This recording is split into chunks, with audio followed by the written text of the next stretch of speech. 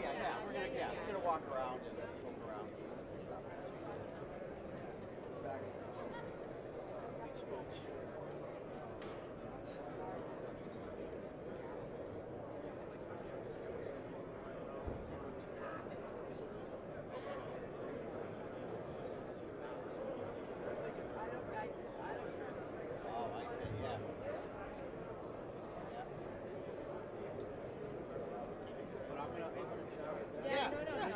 No, we're just going to look at the AV and then we'll come back later. Okay. All right. Thank you.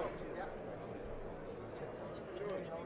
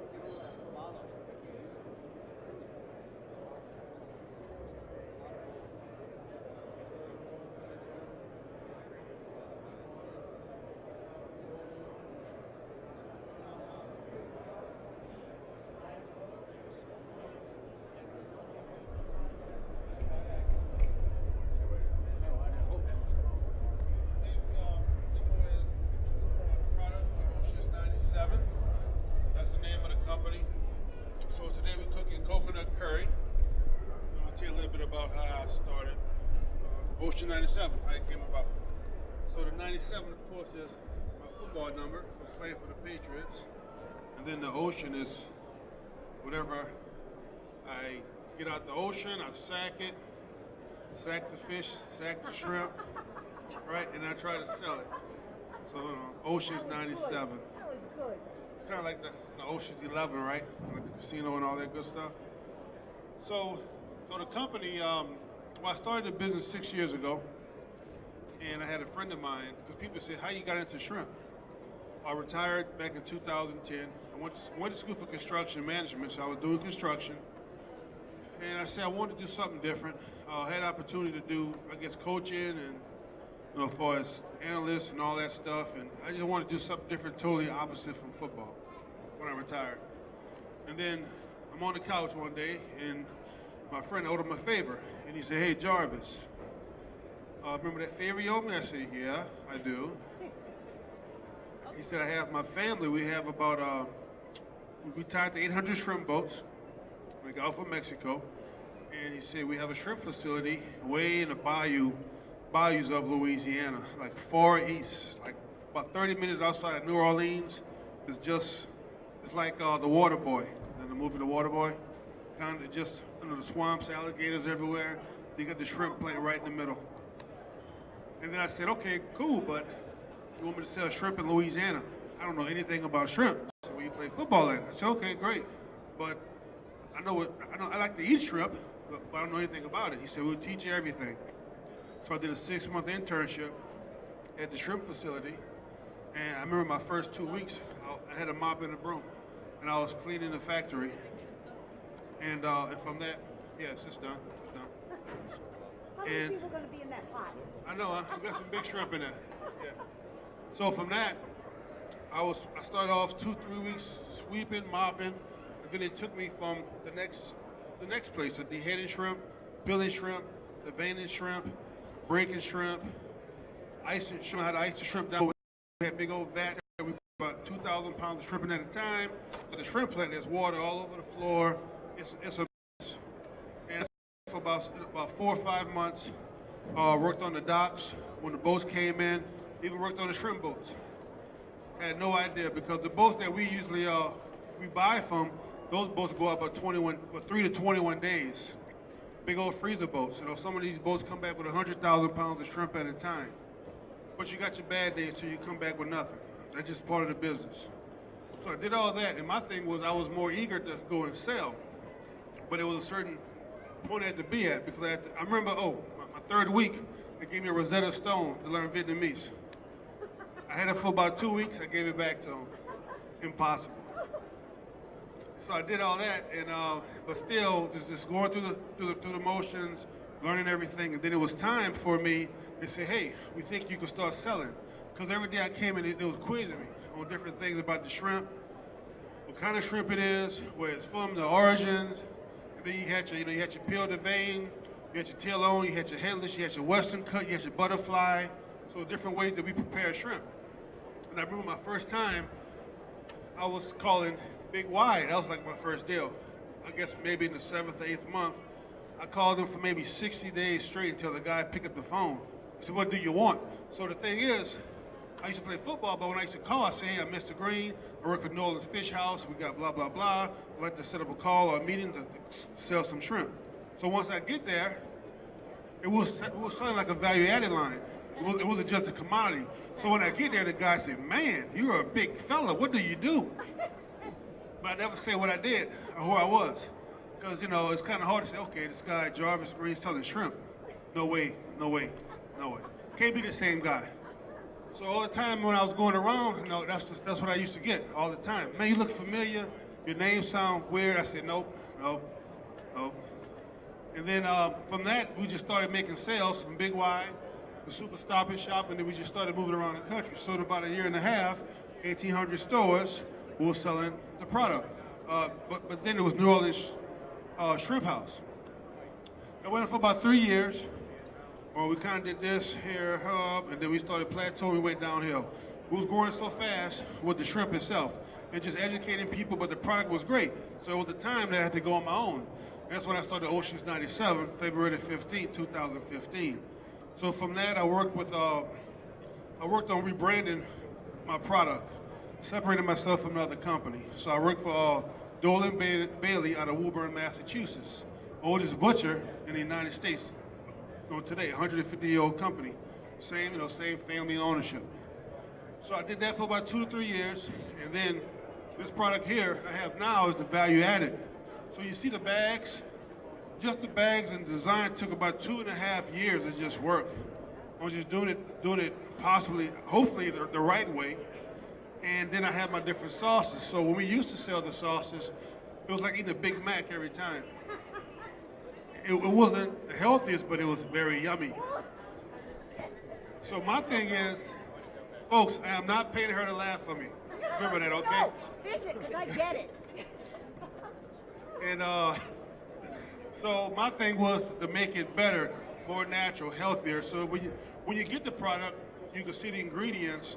They're not alienated. It's not any scientific words. It's all healthy, natural products. So when you taste it, it's like a fine dining experience. And people always say, oh yeah, stuff tastes like this. It's not a TV dinner. So when you taste this coconut curry that we have for samples, you understand what I'm talking about. And the good thing about the shrimp is it's all wild caught USA. Now this shrimp is demo shrimp, pretty big, so don't get overwhelmed. So it's and then you get, okay, so we got the shrimp itself, the Gulf shrimp, wild caught, and my shrimp is P&D, peel in the vein, tail off, in a bag. So it's about 30 shrimp in a bag. It serves 2 people.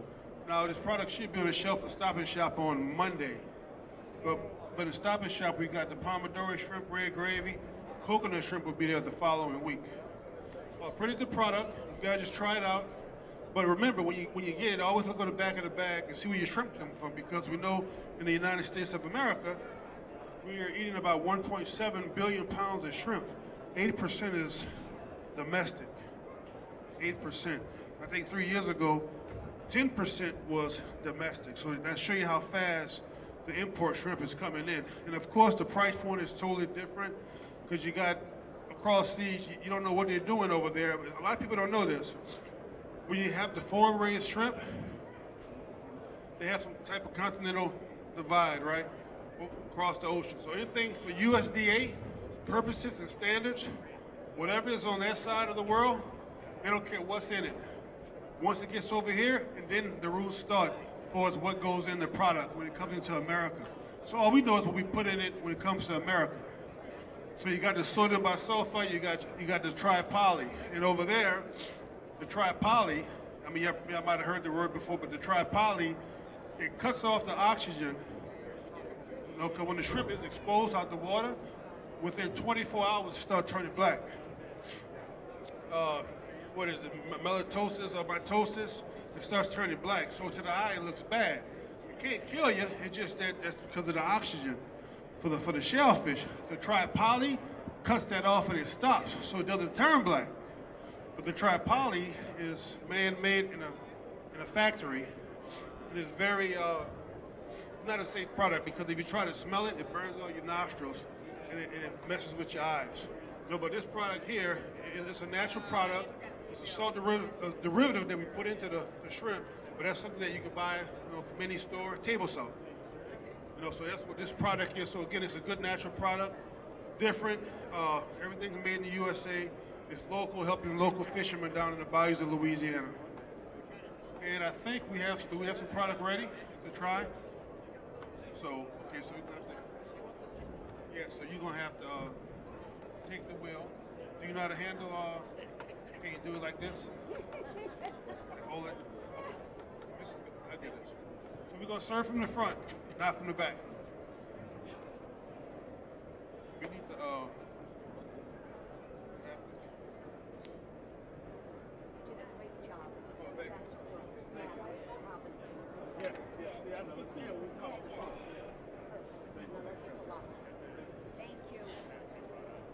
Try it out. Again, this is a coconut curry.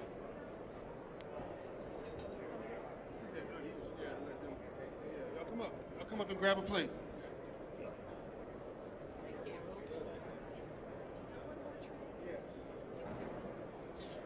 Oh yeah, how you doing? Good to see you. Afternoon over here. Thank you. Oh wow.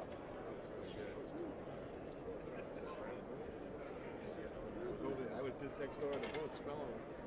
That's good.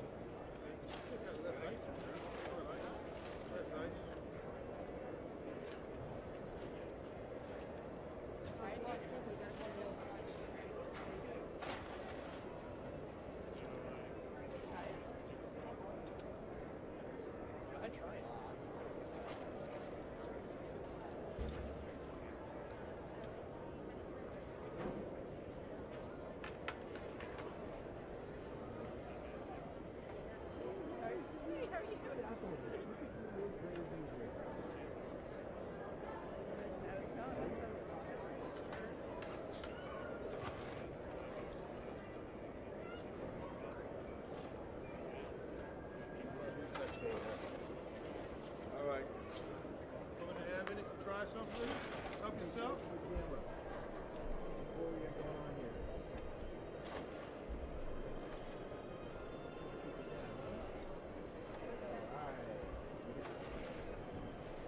Who's next? Who's next? Now, you're not going to be doing this tomorrow night, right?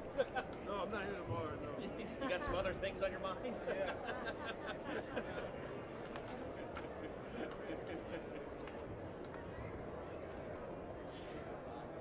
Very good. Good? Very good.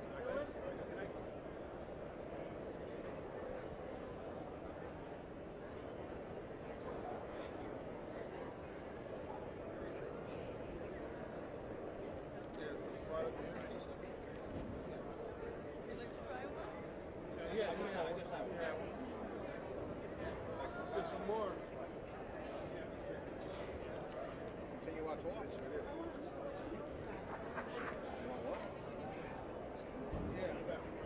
Okay, I'm back. I gave mine away. Well, you know what? Hey.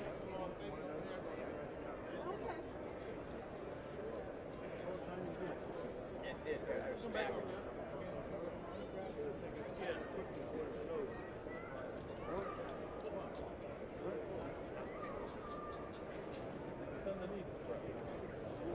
Look really neat.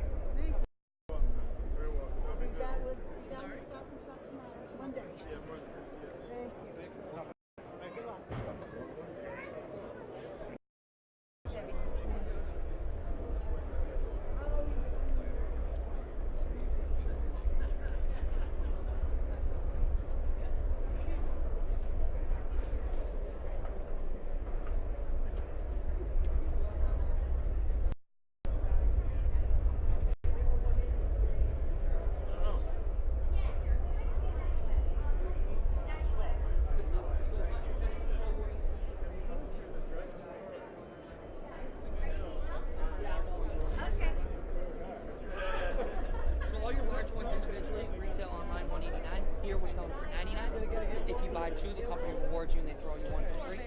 Baby bottles, 40.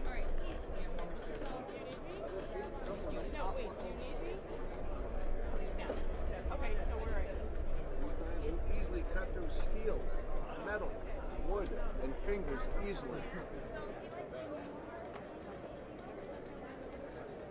So I know you're in a hurry. What color do you want to do with them? Huh? So there's pink, New York. check spread out. There's more Bavaria. Hand forged Damascus knives. I'm sorry? Can we find you online? No. The reason why is because you can't feel and touch. You can't order a Rolls Royce online, can you? Yeah, that's right. You can't tell the balance online. So these are the folks out in the internet world. You know, if we're live in the internet, Ah. it's good to let them know how they can find you, even if they can't quite make Well, a lot of shows. Next week is the Boston Boat Show. Sure, yeah, the more you use it, the more they break in. If you're going to use it today, bring it back. We can reset My it. boss does this. I'm sorry? Thank you very much.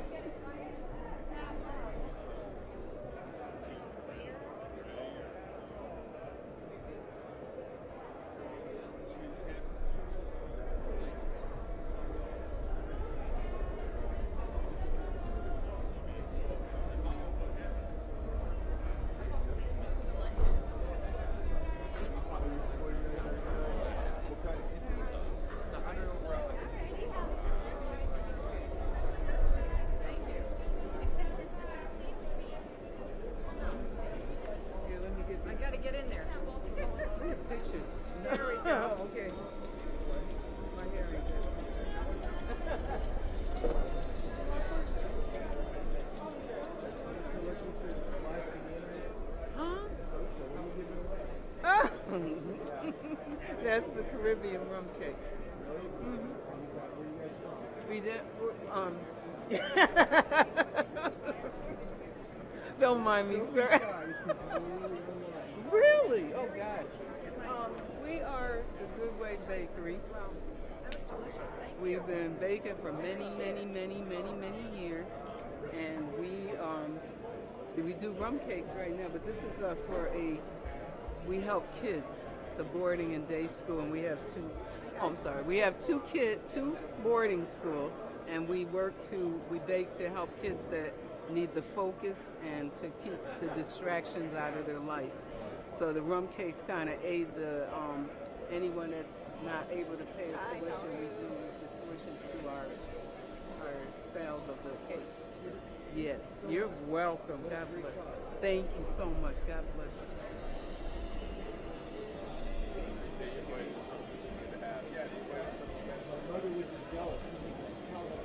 I know.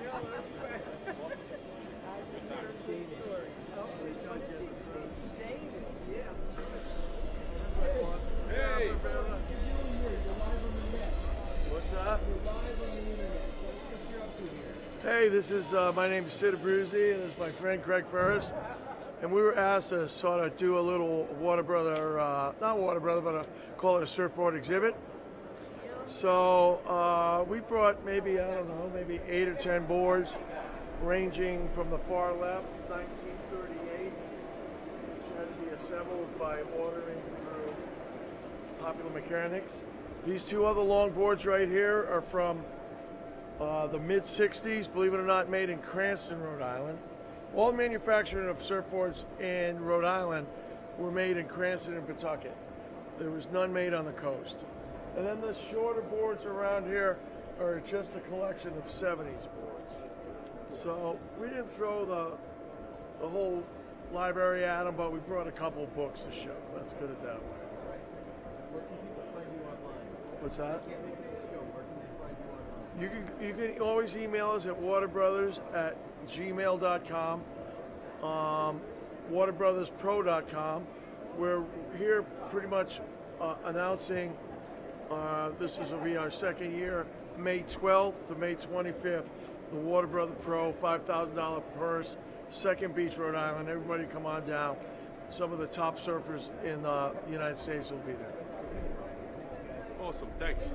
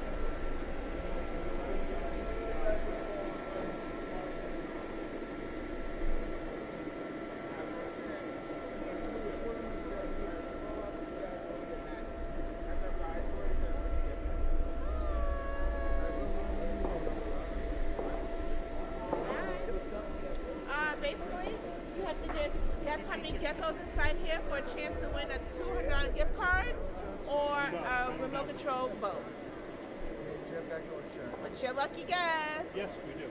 Oh, thank you very much for being responsible. We appreciate it. Yes, how many Geckos are this You guys want to enter? Not much. We're rolling the dice. We're giving people a chance to win some prizes over here. More matches. The cooler the prize we have. Also have a $200 gift card giveaway. You guess how many geckos are in that box. You get a bag just for entering, or you can win that RC Pro boat as well.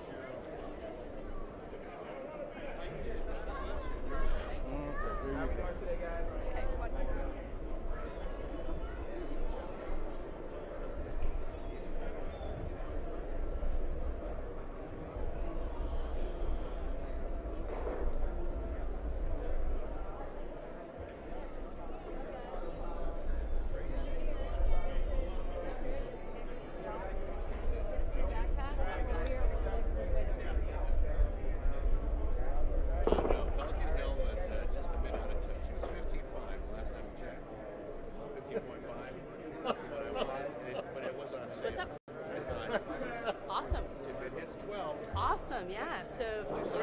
School of Technology and Trades down in Newport, Rhode Island, and we are really excited to be here at the Providence Boat Show, talking about our full-time programs in boat building and restoration, marine systems, composites technology, and digital modeling and fabrication.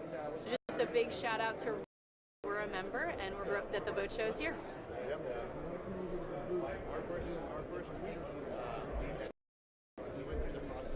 Awesome, thank you very much.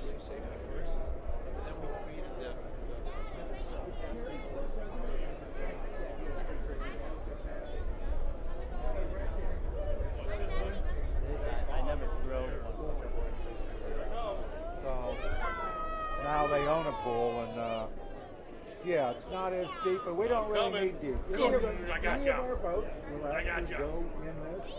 The only one that really won't do much is my son. All I can do is. Hey, David, 1 minute. Why don't you switch that back?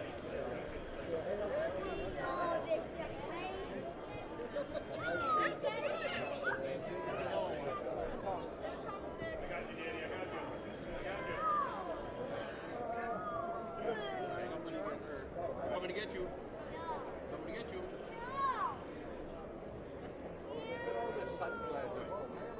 Do you want to switch with Maddie? You got to switch with Maddie.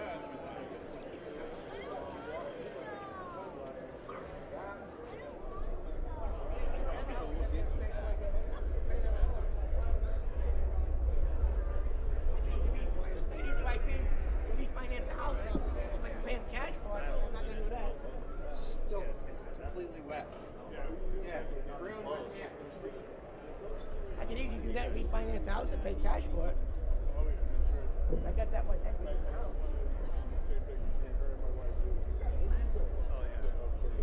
So it's not your house. Yeah.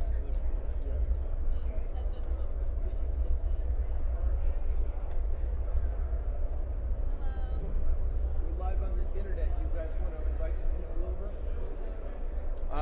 Is there any way, if you come back, you're live now? What's going on? Yeah, invite people over. So we're here at Progressive Boat School. Throughout the we'll be doing seminars, and we've got the docking pool over here to the right where you can get a chance to drive the boat in the pool if you're 16 or over. Okay. So come by.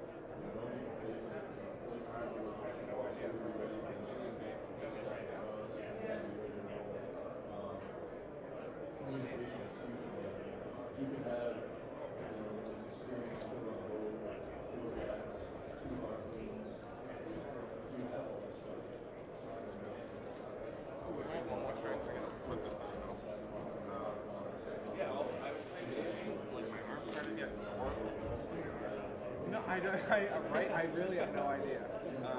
Because, like, is that even possible? Dude, so I was playing, like, a long gaming session, and it was, like, probably 6 or 7 hours. But no more, no less than I've done before. And I wake up the next morning, and I, like, can't move my arm. I'm like, the most pain I've ever been in. I went to the Bristol Medical Center, and I'm like, listen, I've never asked for pain medication before. Give me pain medication, or I'm not leaving here. So as far as that goes, I mean, communication is huge. I really can't stress that enough. Just make sure everyone talks, and after you get out in the water a lot, especially if you're with the same group of guys, everyone's going to know what's expected next. Everyone's going to already know what everyone's thinking and know what they're supposed to do. So that all goes back to, like, picking a good crew that's going to work together, is willing to learn and, be on the same page with everyone else. It's really going to increase your success rates. It's literally where most of the fish are lost because you're not ready for the end game. There's tons of situations. I mean, I don't know how many situations I have, especially when you're talking like big sharks and tuna, where the fish are lost boat side.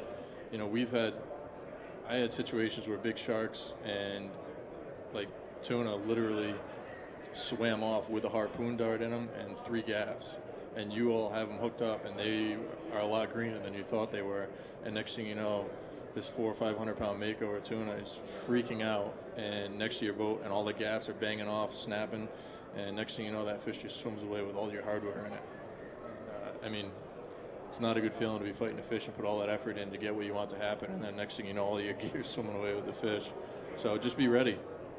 And like we said, don't be afraid to take a shot. It might be further than you think. I'll tell everyone on my boats, if we have a shot to take a harpoon shot, take it, because we might not get another one. You always have to be aware of where the leader is and how you're throwing the harpoon, but take the shot. If someone doesn't take a shot and that fish dives down, and 8 hours later you lose the fish anyway, I'd rather have someone take a shot to end the fight with the fish and break the leader off and try and go out and catch another fish, rather than not take a shot and be 8 hours into that fish and lose it. It's just be ready to roll. You'll get back out there and you'll catch another one. Just trust your process. Don't be afraid to take a shot and try and end that fight with the fish, because if not, you could be in for 7 more hours of pain. Like we always stress, always be prepared for the next step in the process, because even though it's a program and it's a process and you think it's going to happen one way, it can happen a lot of different ways. And if you're ready for every step in that process, you'll be a lot more successful. You really will. You really will. And there you go. That's what you want. Until you have that, you don't have the fish.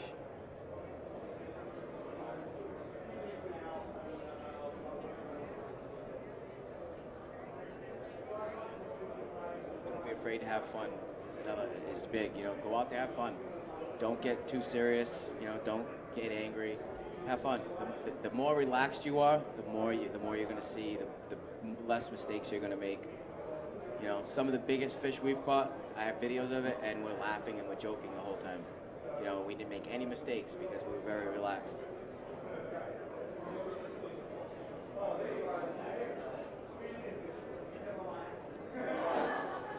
There you go.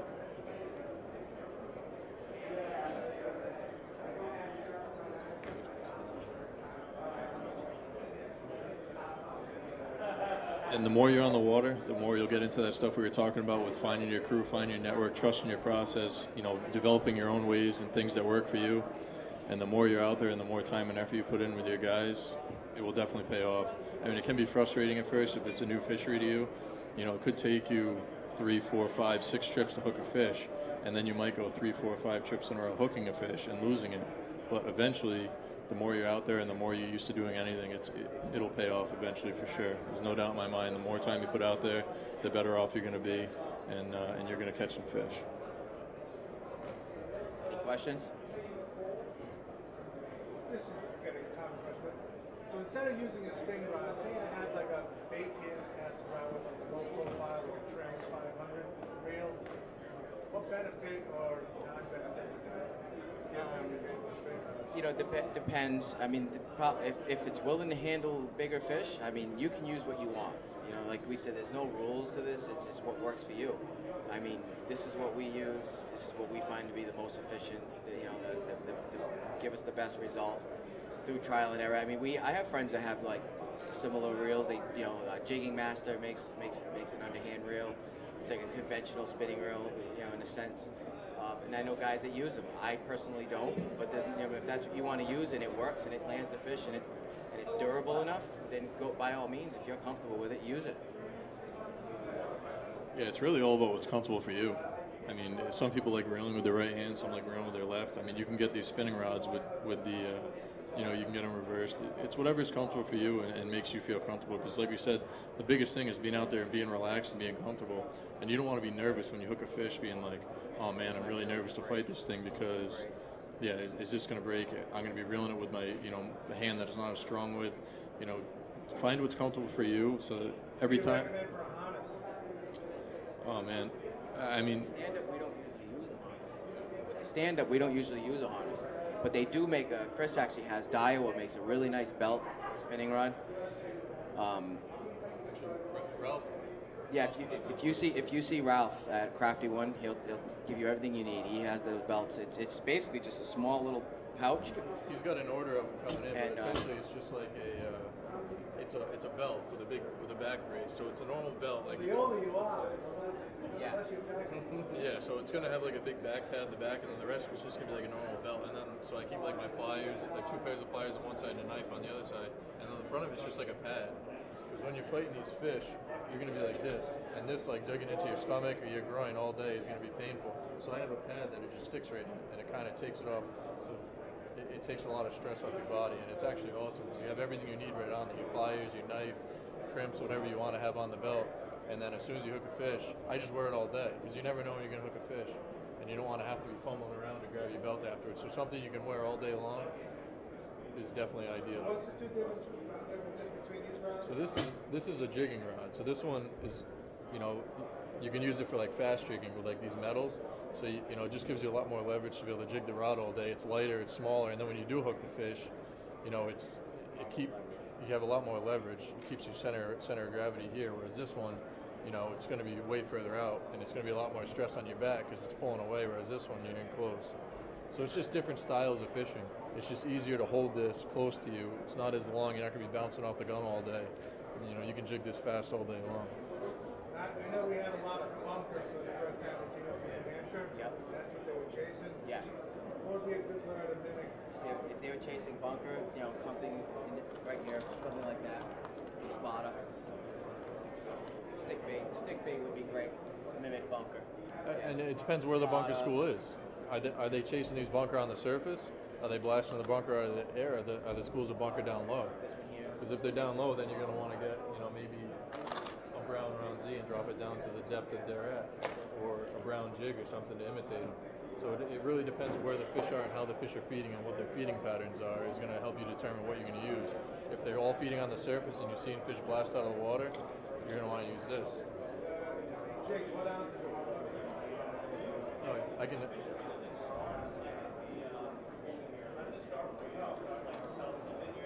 Yes, very good question. Yes, start south of the vineyard. Actually, south of Block Island, south really. of Block Island, really. The fish they like to use that 220-foot fathom line, and they kind of follow it like a highway. they'll come right up it, and they'll start south of Block Island, and then they'll run south of the Vineyard, and then they'll tail around Nantucket. And some of them fishes will go to George's Bank, some of them will go north. Some of them will actually they won't go that way. They come in straight from the canyons, but yeah, it starts in the early season south of Rhode Island. Chris can touch on that. He fishes south of Rhode Island much more than I do. South Rhode Island, like I start chasing the fish. Like if I hear reports from some of the guys on Montauk, I'll go way west. I'll start catching these fish south of Montauk, and then chase them all the way south of Block Island, like Tuna Ridge area, Suffolk, Cox's Ledge, and a lot of times they make, like this past year, they stayed there for a while, but just when you thought you knew they were migrating further east, like heading towards the dump and out that way, they'd be at Tuna Ridge one day, and the next day they're at the dump or Cox's. And then you go that way the next day, and then your friend's calling you saying they're back at Tuna Ridge. So they were basically doing a big square when they got in that area. So they're going from like Tuna Ridge to Suffolk to the dump to Cox's and then back to Tuna Ridge, or even further west, like further, like back towards Montauk. And they're just doing a huge circle for a while, and they're staying right there. And all that goes down to, like, usually I'd say that starts probably early to mid-June. It depends on the year. Depends on the migration patterns, depends on the food, depends on water temperatures, but most of the time it's beginning of June, and a lot of that will come down to, like I was talking about, the more you're out there, start your own calendar and your own notebook. So I know, like I can look in my book and be like, all right, this is when the bluefin showed up south of Block Island. It's usually within a 2-week span every year. The more you're out there, you'll start Each of these are kind of like grow rings that happen. And the idea is there's space in between those to get into the shell. So we want to find the last grow ring, which is right about here. So we make a little poke in there, again doing the wiggling motion up and down. So what you want to do, get your knife right in that spot. Yep, and wiggle it left and right along with the way the shell goes. So just like this, basically. Yep. And so now you should be able to slide the knife in. Now push up. So pull the knife back, and that'll push the blade up. You can cut this muscle. There you go. Yep. And peel the top right off. Look at that. You save most of the weight. So then you just slide the knife right under here. It doesn't break your tooth. Yep. Yep. Just get that bottom muscle off of there, right along the bottom.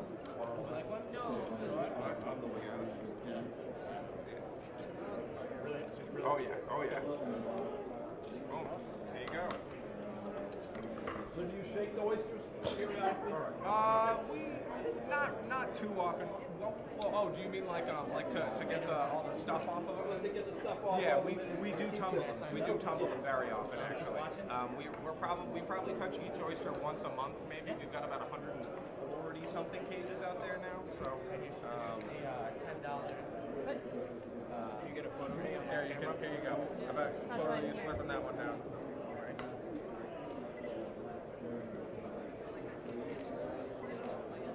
Man, we got a champ over here. He's obviously been to the oyster bar. I'm taking pictures of you. Really good? So, everywhere off Yep. water is brackish enough to, Well, it's honestly, we get, we've got almost as salty as open ocean down where we are near Portsmouth. So brackish would imply that it's like a little bit freshwater. This is like as far as you can get from freshwater as you can, basically. but I was under the impression oysters want to be that brackish. To be honest, it's not necessary. They definitely thrive in those environments. They do well in those environments. But as far as an oyster for eating goes, you want them in the coldest, saltiest water you can find. If you go down to Louisiana and in the Gulf and you get Gulf oysters, they're large oysters with almost no flavor, and it's because they're grown in warm water. Wholesaling oysters, there's a line, imaginary line right here in New York and Maryland, and if you harvest your oysters above that line, you can can get 50 to 55 cents for your oysters, and if you harvest below that line, you're going to get 25 cents or less for your oysters. And this is because of that temperature difference and what it does to the meats of the oysters.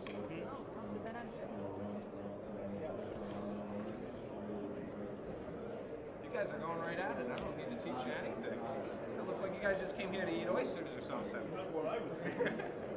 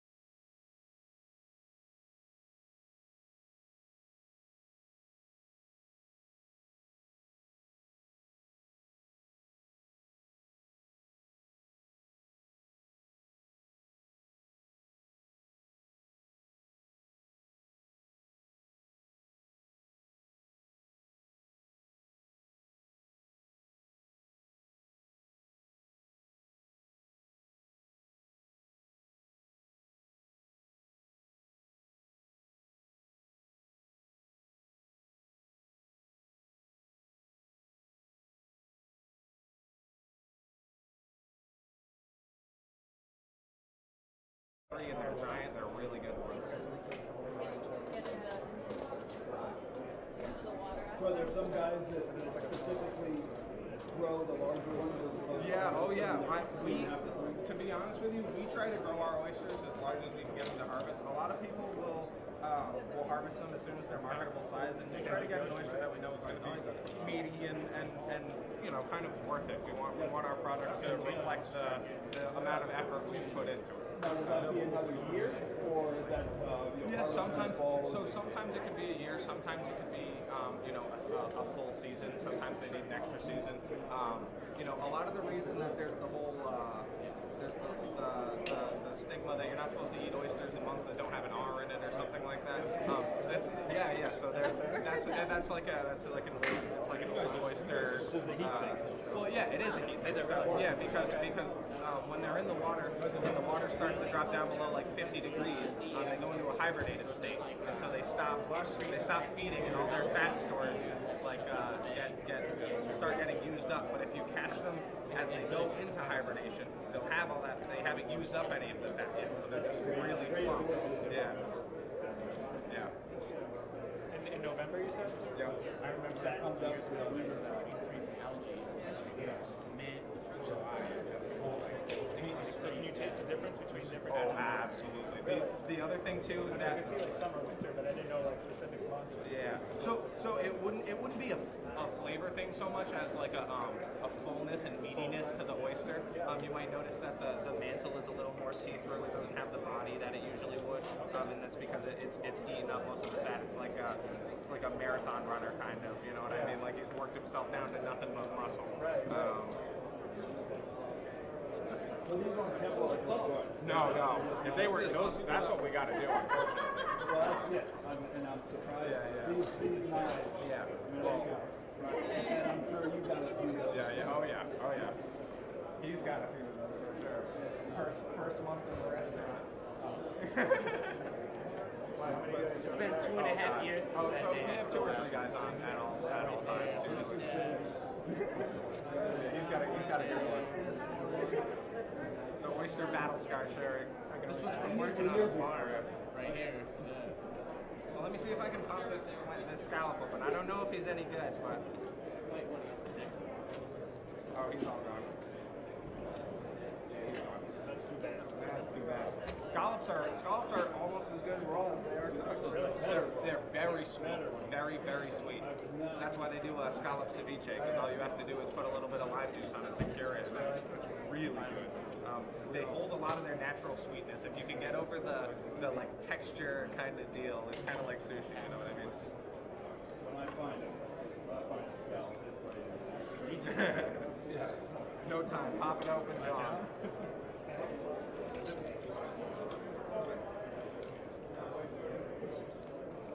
There you go. That's what I gave my grandfather too. I had a friend of mine come and visit the restaurant. He lives in Brooklyn, and he came down with his girlfriend, and they loved him. They loved all the oysters. So they went back home to Brooklyn, and they went to a farmer's market, and they picked up 2 dozen oysters. And I got a text message from her about an hour. Yeah, about an hour later. What the hell do I do with these things? you're gonna have them steamed. Yeah, I'm like you bring them up to me in Rhode Island. I'll open them for you. So like I was saying, how everybody's just a little different. When you have that machine that consistently just goes in one spot all the time, it might break the shell. Oh, it does. When you do it by hand, you get more of a clean shot consistently than you do the machine. Oh no! So actually, that's how you can tell. So it's a trick, is what it is. So the idea behind that, I'm gonna blow up some people right now. The idea behind that is if you see an oyster that has been flipped, it means the person shucking it knows they messed up. Because the side hasn't been mangled till this one, and I'll show you what a good oyster is supposed to be. That's what we teach the kids that are just learning how to do it. And, you gotta throw them out in the water like. So here, this is I did a good job on this one. So this is like if I were to be doing a shucking contest, this would be a pretty good oyster. If you here, you can see the top of this mantle. Ledge. The top creates this little pocket right here, and that's where the muscle is from. And you have to consistently do it. In a new higher up. Yeah. Okay. That's good. Thank you. Easy one. So you try to get okay. There you go. And then you want to go up. You want to just kind of try to stay parallel. You want to push the knife on the top of this shell here. Using the leverage. Yeah, exactly. Oh, it came out on top.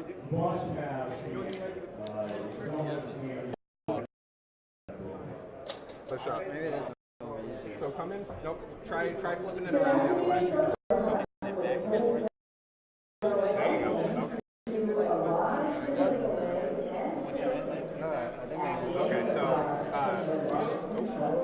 So you see how you're twisting? You're going in and then you're twisting like this. It's left. While it's a lot of muscle memory too. Once you get used to it, you can know the feeling and work like exactly. When you're doing 1,000. So we have. Oh, okay. If you put that stuff down, I don't know.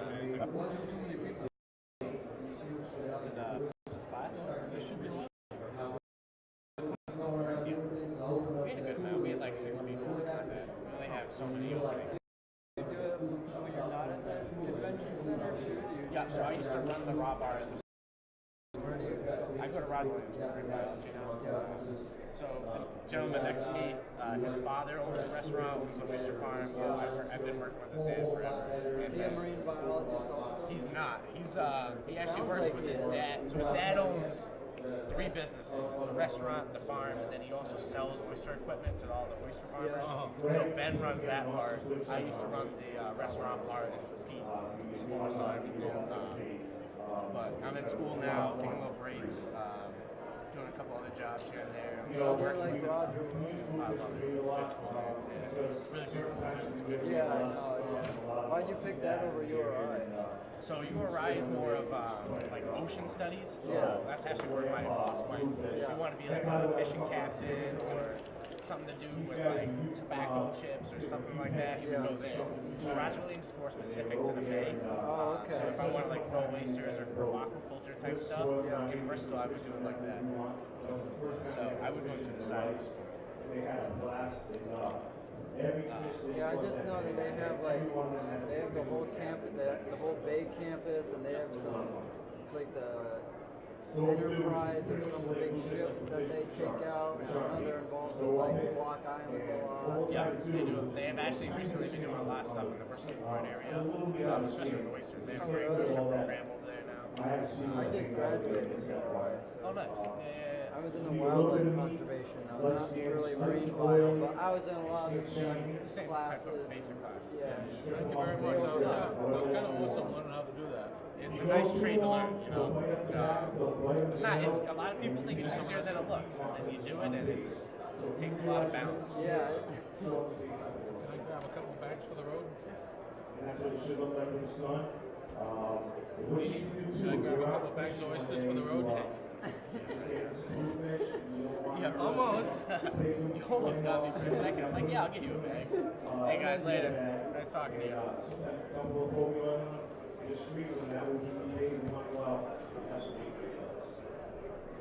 Once you start using fish strips and bait, where it's hard to go back, they stay on the hook. When you get a hit and you miss, you're not down there taking.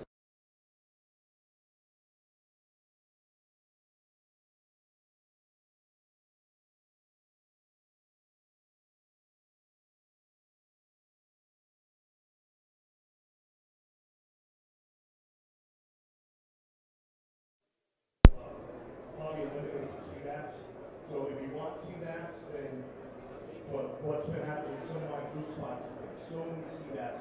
When we do the on the water shoot with that thing, all we're catching is lots of sea bass. We're trying to do a food show. People go to the beach and we really. And do you work there? Do you work in the Bristol one? The run the raw bar over there. One way to get away from the sea bass. And I'm going to school now. I know your dad. Yeah, so took a little break. And so I'm still doing like this. Yeah. I've seen Jared sometimes around at Roger Williams. Yeah. So we've talked about it. Yeah, marine biology. Yeah. So, you know the bagel shop? Right next to it.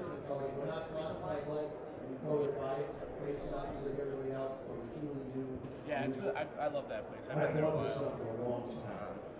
I'm actually cooking at the Beehive right now too.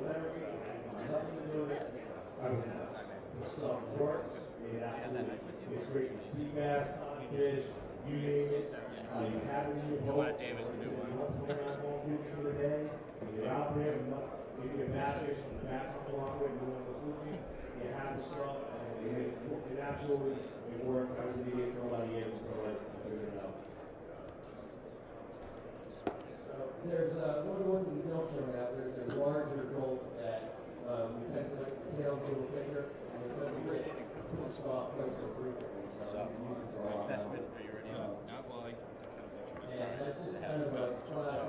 I'll show you two ways. One way is to the back right here, the other way is to the side. Since you've already looked at the back, we'll go to the side first. So we'll go right, this on the right hand side. A little above the middle, right where the two shells meet. And then instead of the screwdriver motion like that, just that extra shell. Side.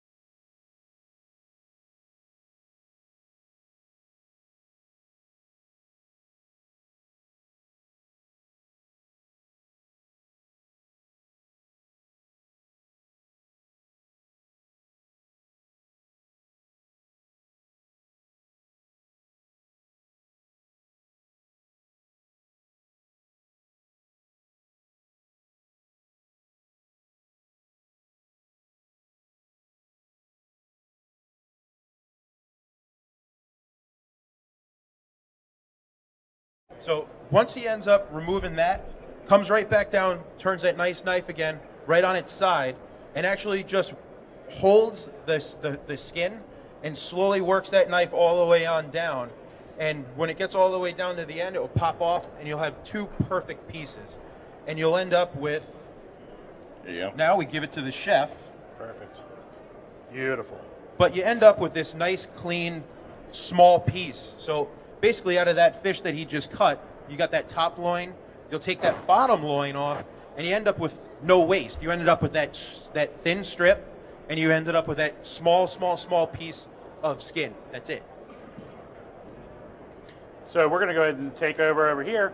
And beautiful thing about what Chef Pete or Captain Pete just did is taking that bloodline off really saves us a lot of time in the kitchen. Because again, once you start cooking that, and that oily smell just permeates everything in your house, and it's really not something that you want to get into. So we're going to do a nice crudo. You get a nice fresh fish like this, and really it's amazing the flavor of it just raw right out. So we're going to go ahead and cut this down. And we like to, we call block cutting it. So just a nice straight cut.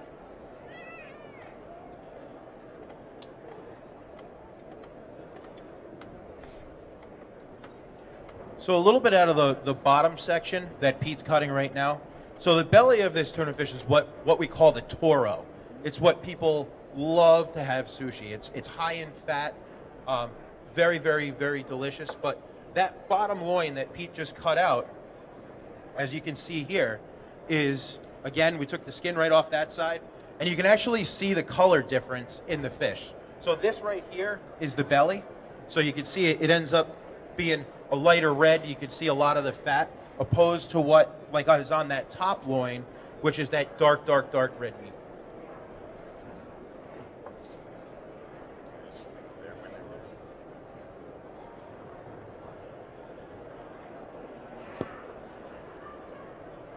And again, we're using the flint and flame knives as well.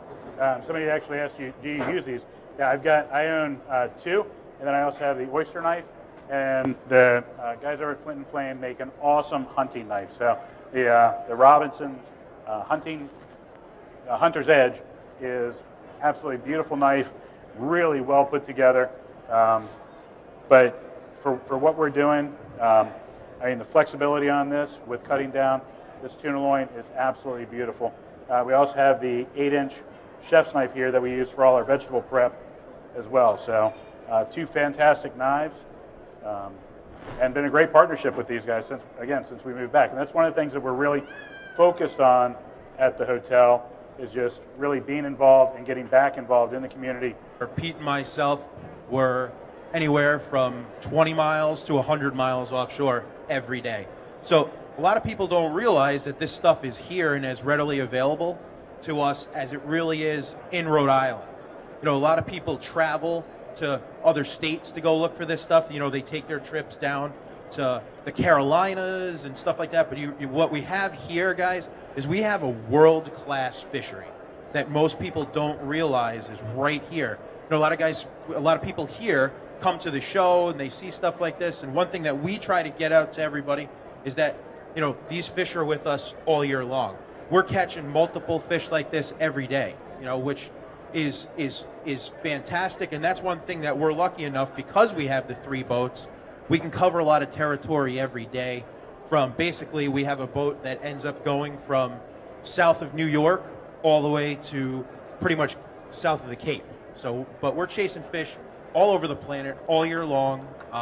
You know, so definitely, if you take your travels to other states, keeping it here in Rhode Island is definitely worth it. You know, I used to do a lot of traveling down to Florida, and as I tell people who travel to Florida, they don't realize what they're missing here in their own backyard.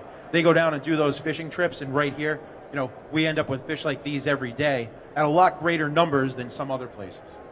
Well, and that's one of the things that we see is just the influx in the tourism and the people that, you know, part of the reason that I sought out these guys is just looking at the clientele that they have, and it really matches up with the people that are coming in our doors, and they're looking for those experiences. So we've got a huge clientele that are coming in from Germany, from Ireland, from all over the place, looking for this type of experience, and having somebody like Big Game right in our backyard that we can partner up with and be able to hand them off, and they're going to get the same level of service, same level of customer service, and just, really know that they're taken care of is really what we're looking forward to. Same reason that we partnered up with the crew over at Ryland Knives, Flint and Flame. Again, just great people right here in our backyard that just are fantastic to work with and have very similar beliefs and business that we have. So it's a good partnership. So we're going to have some of the tuna start coming around now. But again, what you're going to get a nice little peppery blast out of there, but you're also going to get some nice citrus, a little bit of everything going on in that plate. So we've got plenty coming around for everybody. Wipe my hands off here.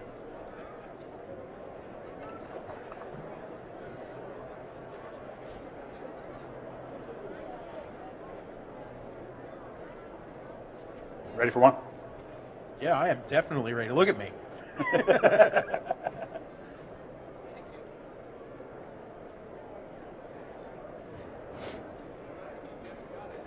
You mixed my two favorite things, Bloody Marys and tuna fish. I mean, it doesn't get any better than that. Can't go wrong with that.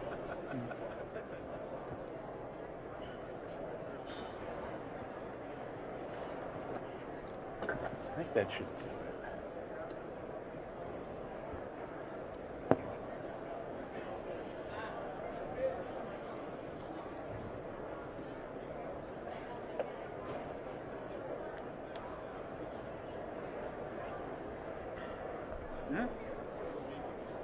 There's some trash cans right around front there.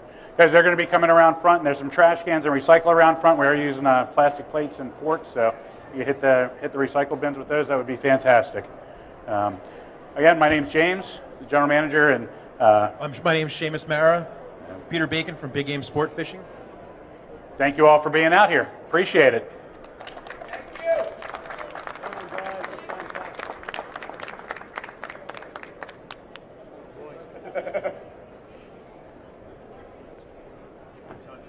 Good.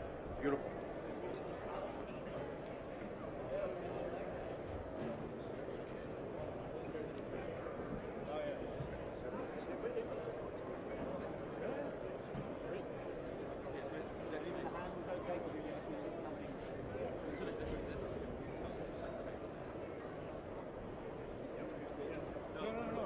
I like a little bit of background.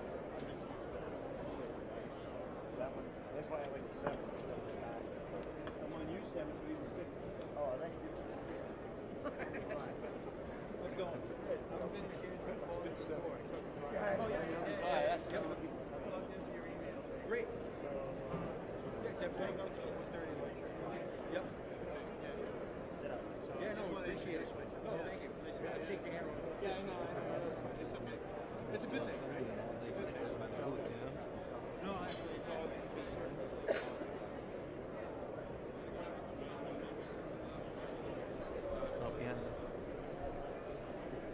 Oh, let me get out of your way. You should have told me to move.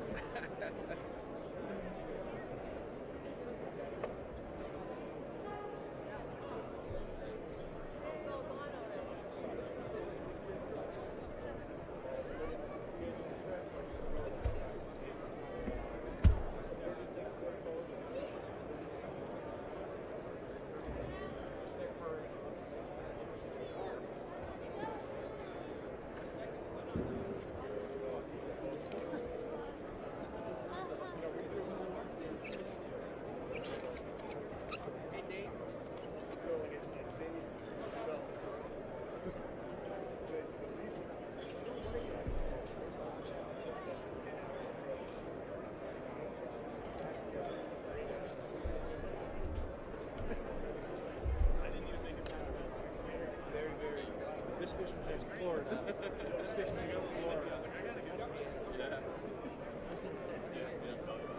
Well, they're the boats that are up here in the summer. They just work their way down the boat. So right now the guys that would be up here are actually down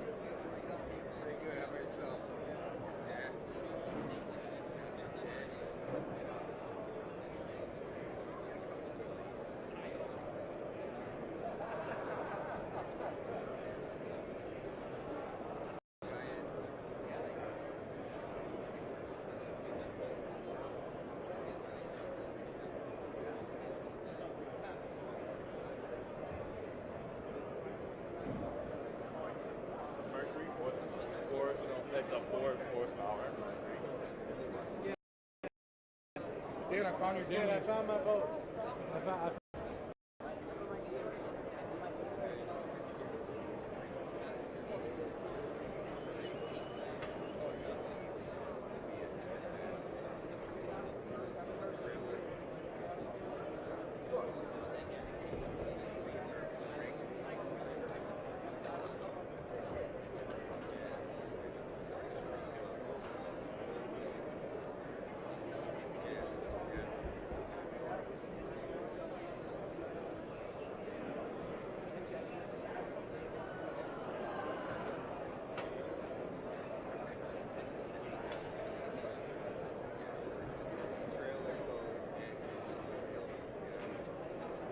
That's what I want. That's what I want.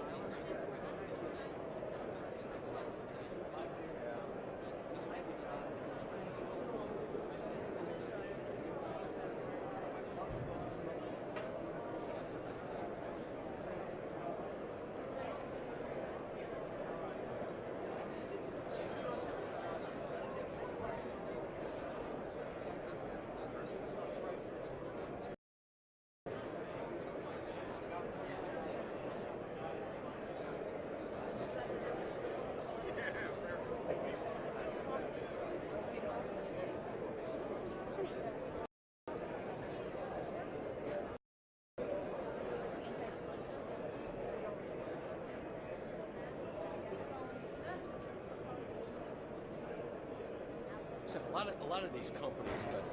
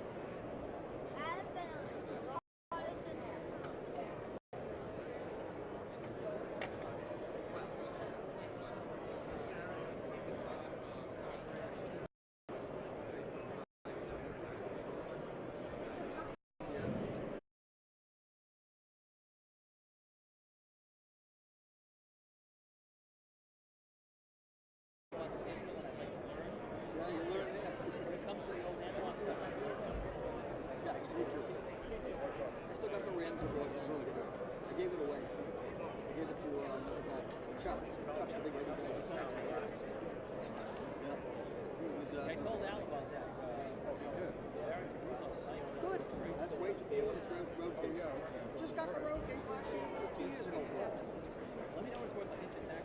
Yeah, $500. I bought the board for 12, and I bought the other case for $250. I think. $500. Alright. Right up a tax. It's like new. It's been very, very few gigs. They probably got a total of 12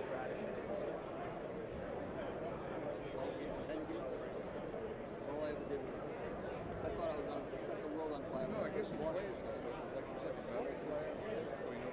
Gentlemen, I see you have the same dilemma as I do. Very great. No, I'm good. It's okay. We need to, we're sitting here surrounded by politicians. We need to get kicked out. We're going to close this. No, he said he wouldn't. He said we're okay. These are nice. See, this is cool. You need these on your. Yeah, this is cool. That's priorities. This is really good. The creeks make good babysitters. Yeah. No, you guys stay here. Did everybody make a round already? Everybody pay for a round? Yeah. We paid for you and I threw in. Hey, me and you paid for half of it. Right, half of one? Okay. How about we? Well, we'll go half again. Then we're going to say we each got one. Right? I bought the last one. I bought one for Bentley and then you two, so I covered everybody at some point in time. I'll go get one. No, I got it. I paid, I think a half. All right, now you did one. Tito's and Diet. What, you want another Bloody Mary? No, I'm good. That's. You want something with it? Nope. I want a Tito's and Diet. Make it a 12 with that neck. I'm with you. Hey, bud. Yeah, but he can get 700 pounds off his boat of fishing if they got an out. I'll see. All right. Oh, you got Captain that thing? No, you just made his face at me. I'm not sure. Well, no. That was I'm going for a cocktail face. Yeah. What you waiting for then? That's my. You have a pillow behind me? Yeah. I got a pillow. My leg feels pretty good right now. Of course, I'm not feeling too much pain out there. He's cramping up. He's doing really good, huh? That's what Chris does. He's ready to boot her out with more PT. Yeah. He wants to go see Gaccione before they go. Gach says you need more, we'll take you back. Oh, see, my guy signed up for March, and I only booked till like January. So I said last week, I said, yeah, let me fill it. We're going to Catherine, February 18th. Let me book up another like 2 weeks right now. Before you fill up. Fills up like every day.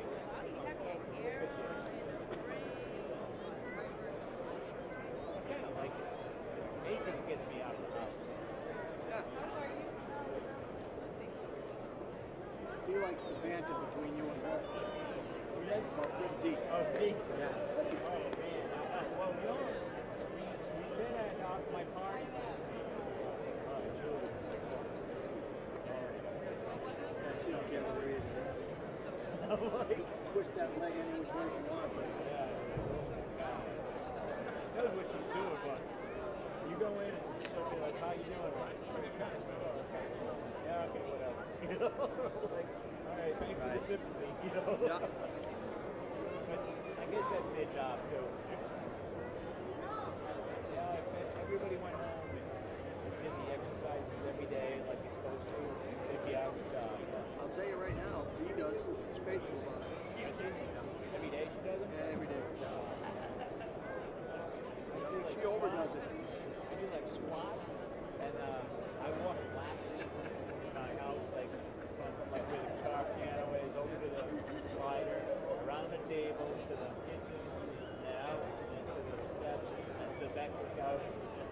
Around to make fun of me. Up, we workout, like right next to Yeah. when I'm in the kitchen counter, I'll be like, other than that, I'm like, it's going to destroy me tomorrow, so.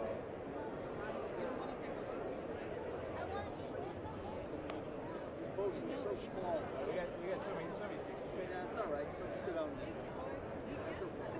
Good to sit for a while.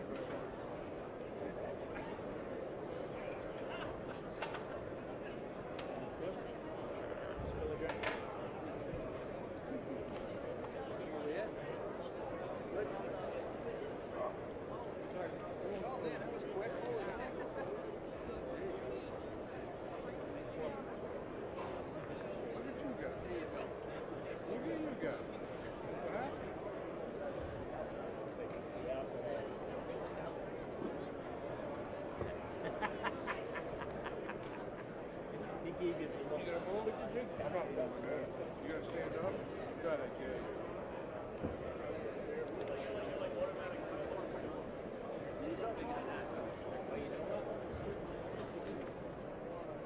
Oh, we're gonna have to leave. Yeah, because it's set up. We're getting ready to do the show, right? That's too bail. No, when he puts the camera on, you scratch it off.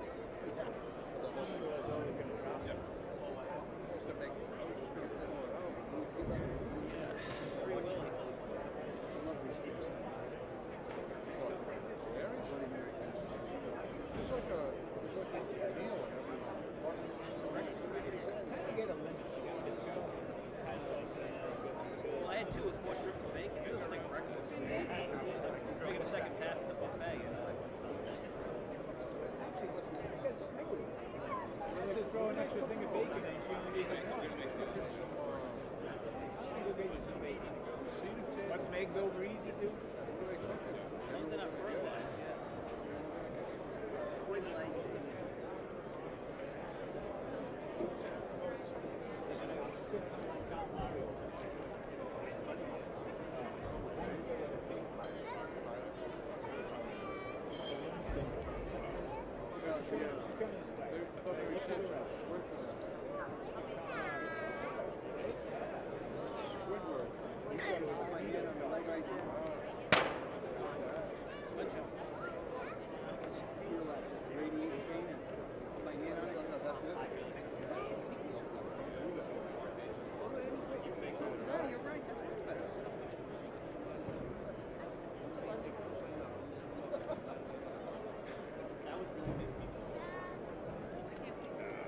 When you go back to the house, don't just drop me off and pull out of the driveway.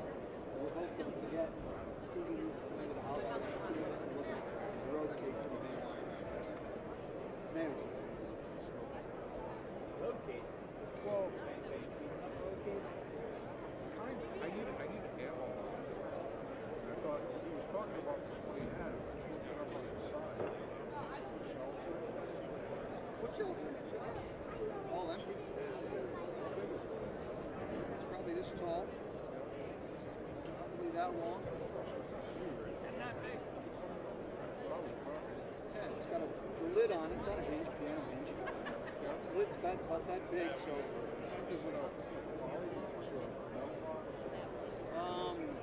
It looks like a road case on it.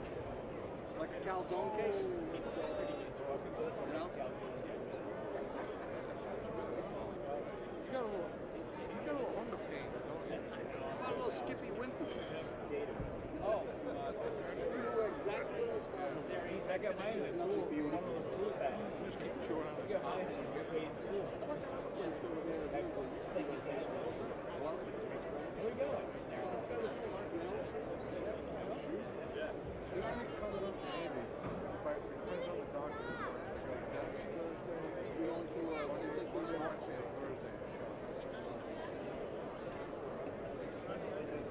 Well, I got the doctor.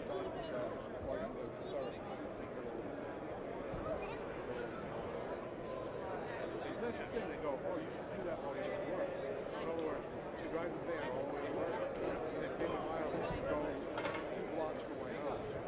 Where I go in the morning. I got this young girl who massages my shoulder. She massages my shoulder, basically. I had surgery on it. So, this hair is nice. I like that. She puts the exercise on it. She massages my shoulder. Oh, but I can't. I've been trying if I can.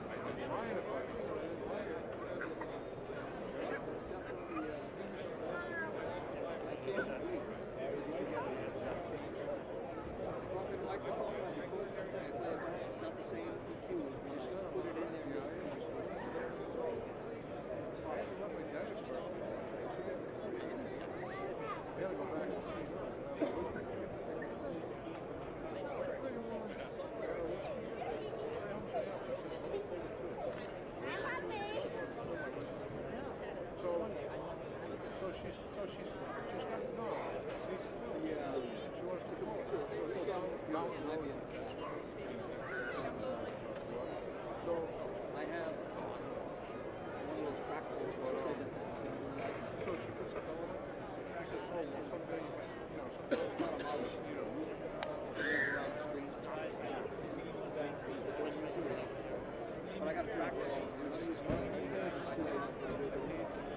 But it's got a little dongle that comes with it.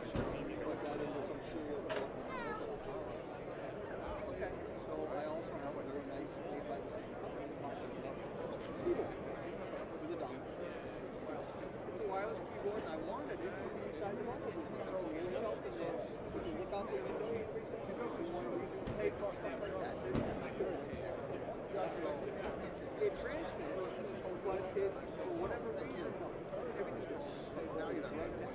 We'll try it again when we get to the house. Thank you. No, this is before I put the book. I just hooked it up right there at the board and tried it. And the CD is boom.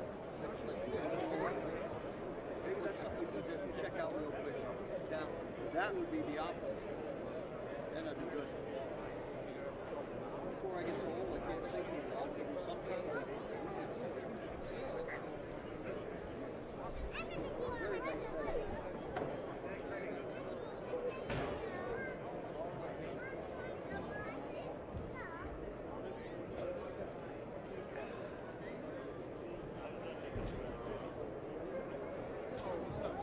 Well, he asked where the football player was. I said, he's right there.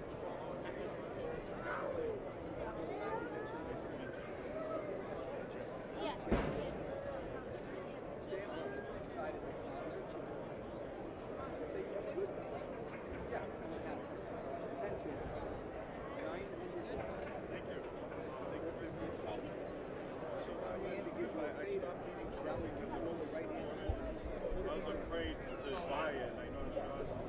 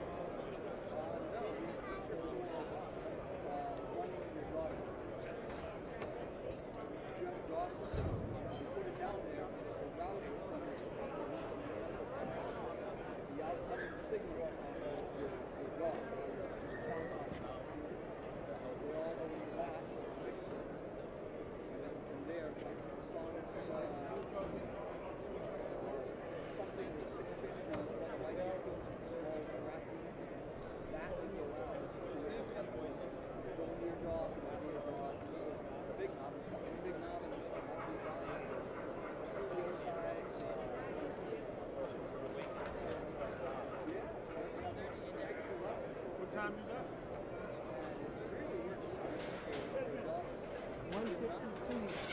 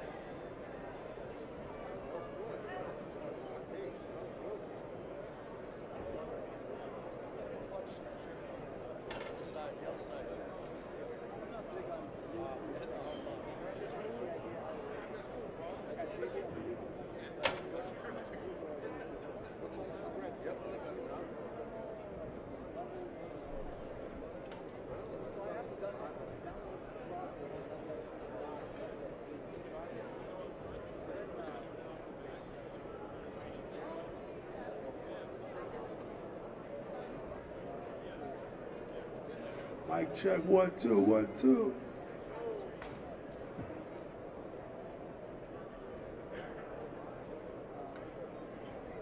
Hello everyone. Welcome to the Providence Boat Show. My name is Jarvis Green. We have a demo today. We're cooking coconut curry with some wild caught Gulf shrimp. So my job, whoa. Whoa. Pick up on aisle 2. Pick up on aisle 2. So Ocean's 97 started 3 years ago. Well, February the 15th gonna be the 3rd year. So I retired in 2010, former New England Patriot. We all know that. Woo! Going back to the Super Bowl again. When tomorrow will be the 6th. It's kind of funny because a lot of people talk about it should have been 8. Woulda, shoulda, coulda, right? but we have a chance to get 6. What a run. I know when I retired in 2010, I say, this would never happen again. And I remember when Montana won his 4, right? Bradshaw won 4. Is there another guy? I remember when Dallas was having their run. They said that will never happen again. Someone to get 4 Super Bowls, but to get 6, hopefully, tomorrow. Big game. My prediction is 35-28, New England. Okay, the demo is over. You have a good day. So I got into the shrimp business 6 years ago. And people always ask how you got into the business. I went to school for construction. I retired. I was doing little work, construction, and it's just something, I want to do something different. And I had opportunities to do coaching and I guess sports analysts and just going through that process. But I wanted to do something different. And I remember one day I got a phone call from a friend of mine. I owed him a favor. He said, hey, Jarvis, you ready to get back that favor that you owe me? I said, yeah, what is it? He said, could you help my family sell some shrimp? I said, wow, shrimp, okay. And I said, I don't know anything about shrimp. And I'm not sure about stepping on anybody's toes down in Louisiana. And Louisiana, the good old boys. Heard that before. That's for real. Real true story. And I was like, I don't know. But he said, no, Jarvis, I want you to go back and sell it in Boston. I said, good idea. But still, I don't know anything. So he said, we're going to teach you everything. I did a 6-month internship. We got some samples going around. Help yourself. I did a 6-month internship with the shrimp. And so coming from deheading, deveining, peeling, on the shrimp boat, on the shrimp docks. I know what all these boats are on. I know they got some fishermen in the building. I know that. They have to. So just going through that process for 6 months, and then from that, they got me into doing the sales. And I got into sales maybe in my fifth month. But I remember back in my 3rd week, they gave me a Rosetta Stone Vietnamese, to learn Vietnamese. That didn't last too well. That didn't go too well. Maybe 2 weeks after that, I gave it back to them. I said, I'm going to try my best to get through this.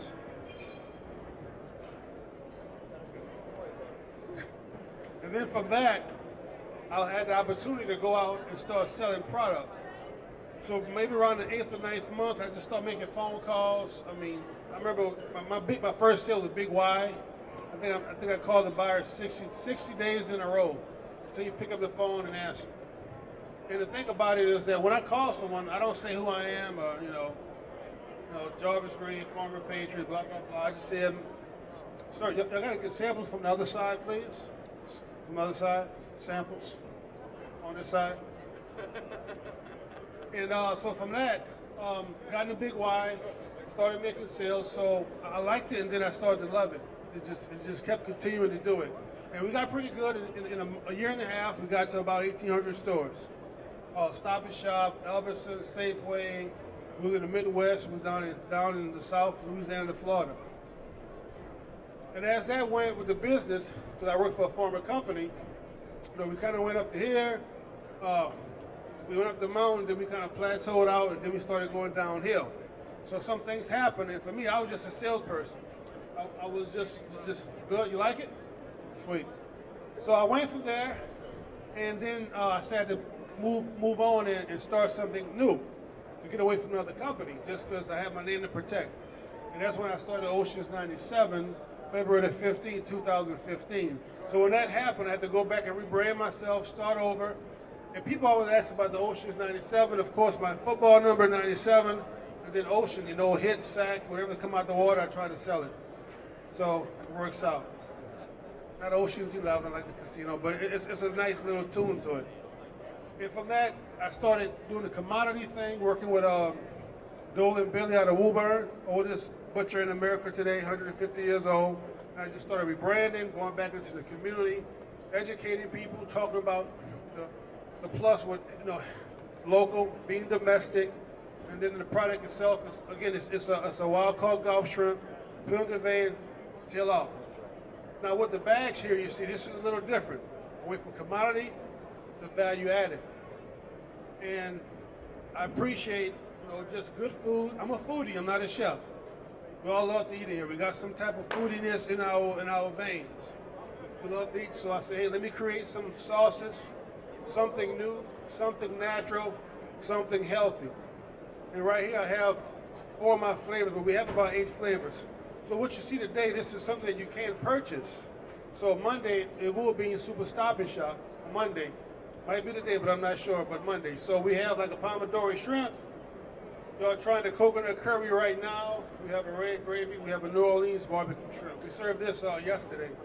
This went pretty good.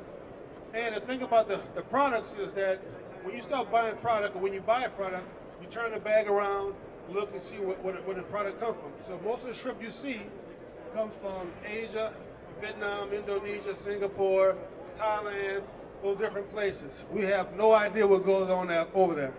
We don't have a live cam doing this and showing us exactly how the stuff is formed. Farm raised. Some things we have to farm because we overeat. We eat so much.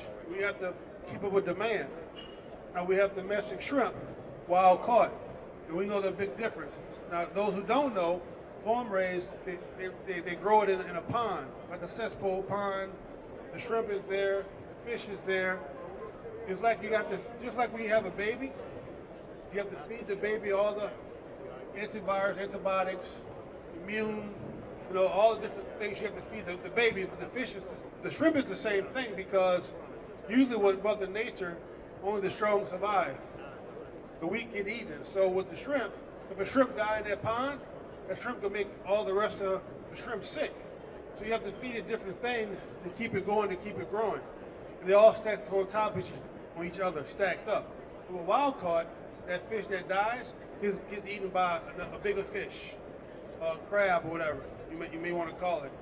So, and the thing about with import shrimp is that they got this divider, right, in whatever, from America to the rest of the foreign countries. So whatever happens on that side of the world, USD, they do not care.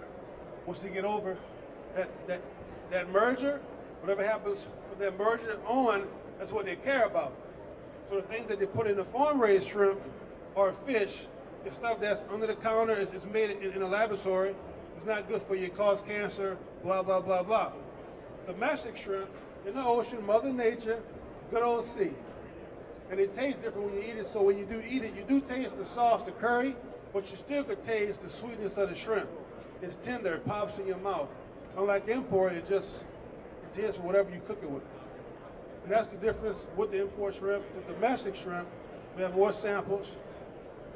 Thank you. Y'all should have been there yesterday, man. Thank you. And that's the biggest thing about the shrimp. So everything about this product is 100% from the bayous of Louisiana, the Gulf of Mexico. This shrimp here you taste is coming right out of Texas. This is brown shrimp. I'm not sure if you know the difference between brown and white. Brown got a little more heavy iodine, but that's because of the waters. Not bad for you, just a different flavor. Let me see what else I could talk about. So, I mean, that's really the story. I'm in Stop and Shop. I'm in Walmart May 5th, but it's more down south.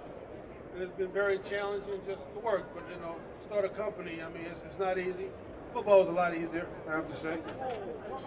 Super Bowl? Okay. What you want me to talk about? Winning. Hopefully they win tomorrow. The Super Bowl, so I know I did some stuff this morning on the news and the radio. And they asked about the different week of the week of the Super Bowl. And I want to talk more about the week after you win the AFC Championship game, I'm gonna give you a little rundown on just a little routine. So once that happens, you win the game, you go in the locker room, Belichick, everybody's half crying, you're calling people, your phone is ringing. But let me back up. I remember when we lost to Indianapolis, 2007. We was beating them like 21-3 at halftime, 21-6. Y'all remember that game? We just went back to back, right? We went in the locker room, everybody's phone was ringing, going crazy. And of course, you get out of sync, you go check your phone, like what's going on, everybody happy. Oh, we going back 3 times, third time. So we lost that game, right? And I can remember that time, and it was very emotional. And I can remember after that happened, I know Coach Belichick said, everybody cut your freaking phones off. Because that was a distraction, number one. But I remember that actual game, I think I don't know what it was, if we had a virus or a bug.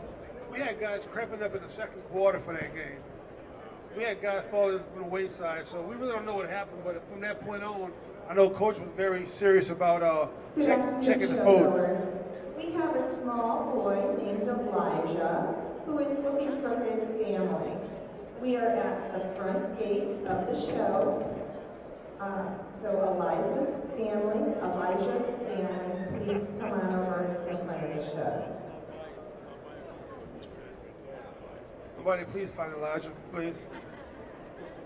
So from that, that was a different experience, but then moving back forward, so you have the AFC Championship game, you win the game, you come in the next day, they give you the entire rule book, whatever city you're playing in, we got all the rules on for the hotel, flights, tickets, allotment, just all the information.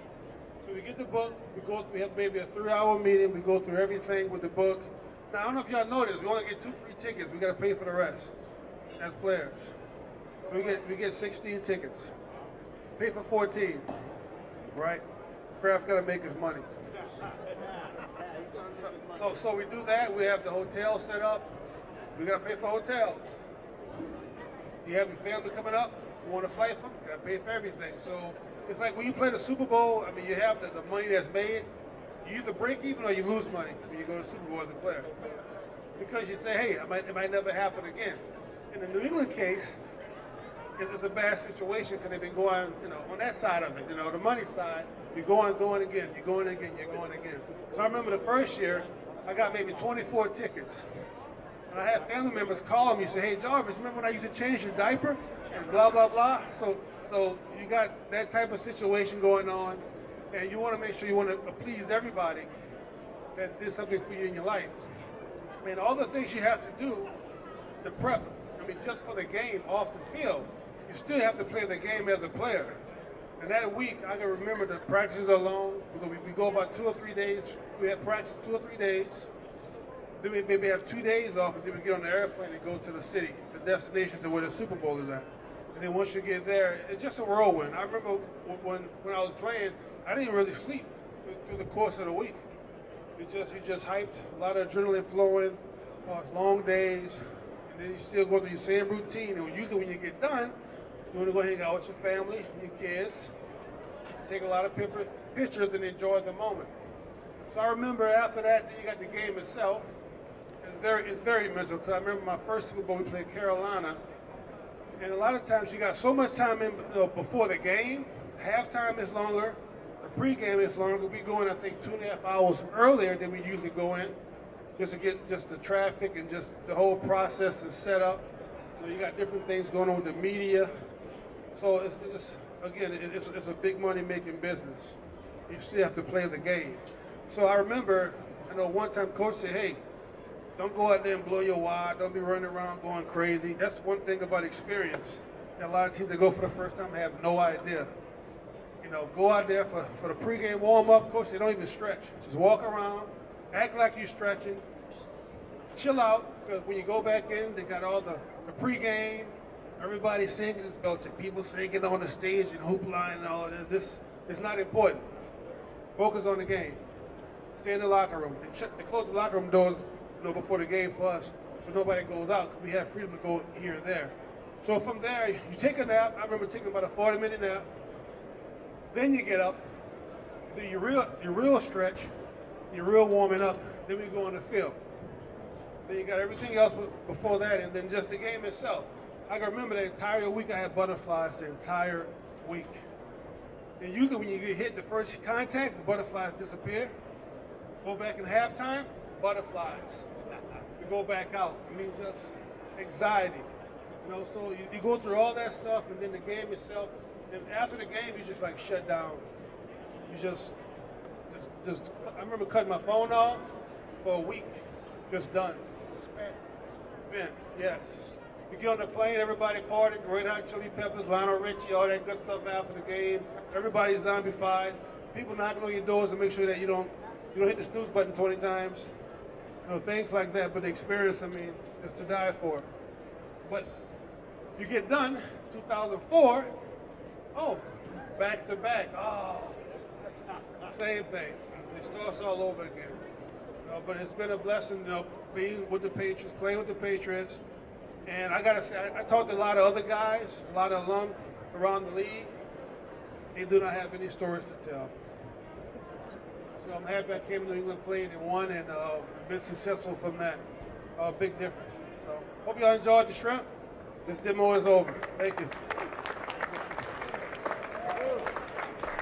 Oh, you know what? No, hey, here's the shrimp boat captain.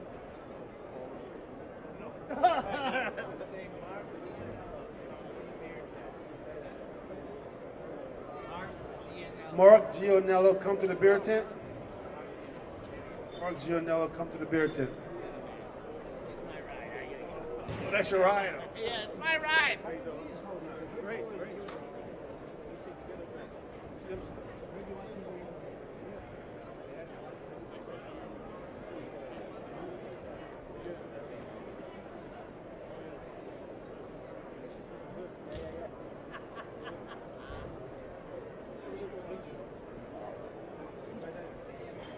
Yeah, so we have automatic there in 2010, 11. Oh, really? Yeah. I did it in Denver. Guy in Denver for minutes.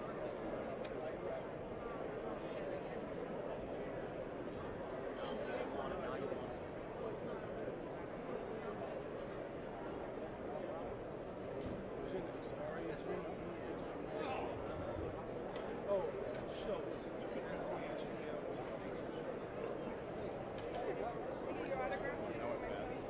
Well, it's always funny because there's the little gang is for somebody else. I said, "What? It's fine.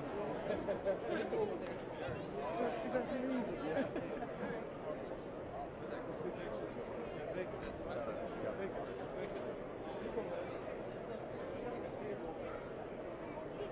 Yeah, I feel like that's probably pretty common. Yeah. I actually saw people like walking like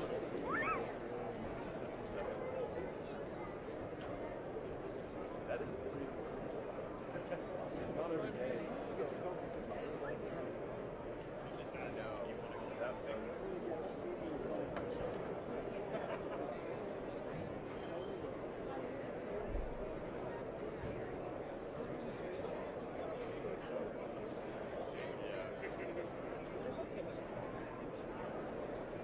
If you win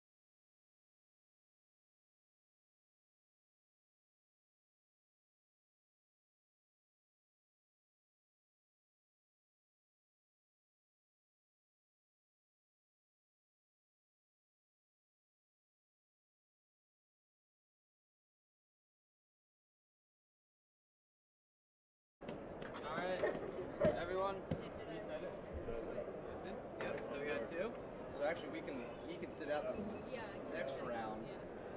All right, so you step out. You two are good. James, I have to sit out. Well, now all these people, they're all going to play against each other. And we're going to narrow it down. I already won. No, we need to play again because we both did it. No, he got. I see his buzzer went first. We can limit it down. So when you're done time, you gotta slam that buzzer so you get thrown first. Okay, so this next one, you're going to need to be able to tie it on the railing, the little pipe there in front of you. If you can't tie it on the railing, then how many people we got? We got 4, so we can do, or you can tie it, there's a railing on the end of the Ready? Here comes cart. here. So you can use that one. Both you guys come here. Two guys come there. Yep. And then We're going to get it down to 3, and then we're going to have the final round here. Okay, is everybody ready? All right, we're going to tie a clove hitch. So go. A clove hitch. So what you would use to temporarily secure a line or a fender. Jack faked it. We have a winner? I did it. No. Oh, no winner yet. Keep going. Keep going. Keep going. How do you do it? Nope. Reset him. All right, so we're tying a clove hitch here. Oh no, I did it. If you think you got it, oh, we got a buzzer. Nope. Reset him. Reset them. Keep going. We're still going. No one's tied it yet. I'm not sure We're about tying a Jackson. clove hitch. Yeah, I bet it so it's already been lost. Whoa. No. Wait. Oh, you're very, very close. People getting kind of close here. You can help. Go under. We're doing a clove hitch onto a rail. Nope. All right, we got one. We got one? We got one. Is it right? That's right. All right, we've got another winner of this round. So he can sit out. You'll be in the final round. So you're good. You can sit out for now. And you'll be in the final round. Do you wish I win or not? All right, you're good. Highlights should be on ESPN. You're good. Okay, You can sit we're out gonna right do there, then you're in the the final round. one. So Then you're we're going to winning. have a playoff You're winning. round. Yep, you're good. With these last 3. So this next knot, you're going to need the cleat. Chris, I just did a random one. All right, everyone on a cleat. Yeah, got your bag out of the way. Hurry back. All right, so you have to wait until I say go, but this one's going to be on the cleat. It's got to be at least 2 figure eights with a locking hitch. It's got to be done the right way. So. 2 figure eights on the cleat, then a locking hitch. Ready? Jack, it's the one I showed you. Set, go. Nope, reset. You got your 2 figure eights. Oh, not done yet. Keep going. Keep going. 2 figure eights. Take off 2 figure eights. 2 figure eights. We got one. We got one. The judges concur. Right. Good job. She got it first. Okay, so now our 3 Alright, so you can winners sit over there. The 3 winners. from the Jack, you didn't do it. 3 rounds. So the 3 who won are going to step up to the knot board. Did I win? Okay, so we're gonna call out another knot, No. and then after the 2 winners of this round, we'll go head to head for the final one. So this first knot I'm going to call out, you're going to need 2 lines for. And when I say go, you can start tying. We're going to tie a square knot. So go. We're tying a square knot.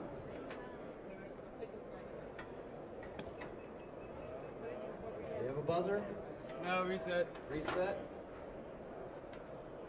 How do you do that? Yeah, use 2 lines. Yep. We got it right? All right, nice job. Chris, I did it. You did it correctly? Yeah. All right. I Come didn't on. even type that. Yep. For now, no. So you win, and then whoever wins that. All right, come on. Yeah, one more time. Ready?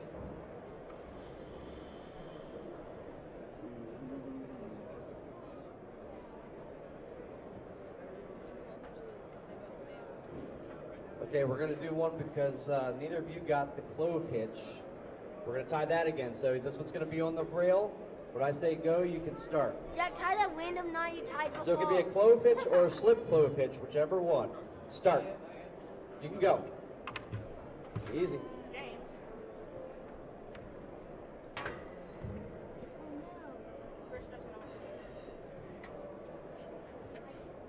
Take this time. Rolling. He's so close. That's almost it. You got one extra There's a run. button. There's a button. You both look pretty close. Try it again. Don't go far. You're up in the final round.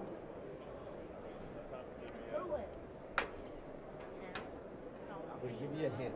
Maybe a little less reps.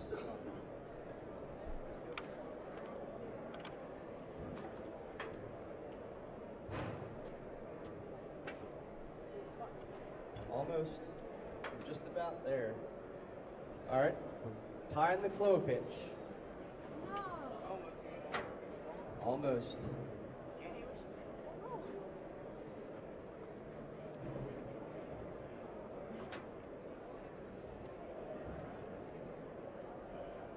You can phone a friend. Christopher. What? Clove hitch? What? Oh, we have a designated player here. I'm not sure we have to go like that. Go. You got it? You got it. Is that a slip? Let me see. You got it. I don't even know what I just did. All right, so you're up in the final round, and our winner from the previous round, it's a head-to-head here. So you see how this is a slip? Okay, so what are your guys' names? And James is there. Harper? So we have Harper and we have James in the final round. So this is for the prize, but everyone who entered and played, stick around because we've got prizes for you guys too. All right, so this one's for speed. So when you're done, you slap the buzzer, and we're going to inspect the knot. So I'll say the knot, then I will say go, and you can start. All right, we're going to tie a bowline. Go. Ooh, I see fast hands. Boom, buzzer. Let's see, is it good? It's a bowline. It's a bowline. And we have a winner. James, nice job. Let's give a round of applause for James and Harper. Look like you're right there. So let's give James his prize. You're welcome. Nice job. And then everyone else who participated, come up here. And yeah, for sure. Want sticky notes? Okay, we can set you up with some sticky notes. Cool. I got 2 pens like that. Hang on, we're bringing the prizes now, so you get some beach towels. Sticky notes. And I'll steal from my I think there was some sticky notes. Got some sticky notes. No, do you have any back? Okay. Sticky notes. Good job, everybody. Here, I have an extra sticky note. This is my last one. I stole mine from my brother, so it's okay. Yeah, Chris, I'm not sure that's good. Hey, Jeff, guess what? All those hours of trying to shape it. There you go. Know how many how like they're both simultaneously for like 20 seconds? Well, I'm trying to do that fast. This towel's probably too aggressive on it. Nice job, guys.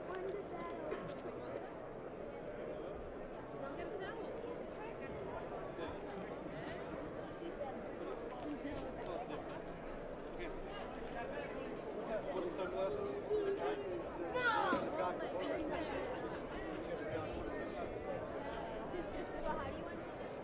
want to do the knot tying contest? I guess so. We'll see if we have any. He does different kinds of knots. You don't know what kind of knots they are. You want to give it a try? Do you want to go against Hasty? I didn't know. I guess so. I'm just doing this for fun. Yeah, no. You guys want to enter knot tying contest? Yeah? Oh, look, they're going to send us more out. Not tying? Tying up? All right. No, not at all.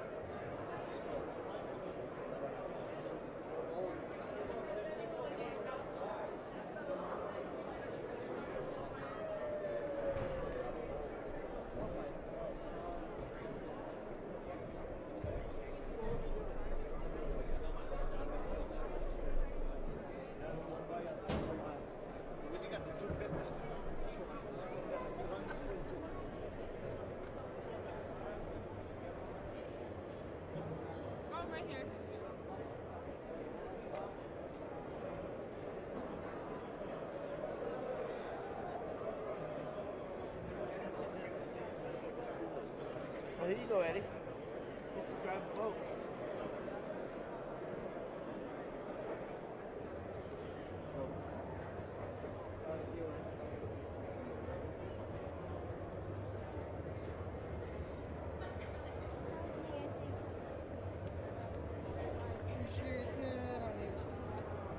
Keychains.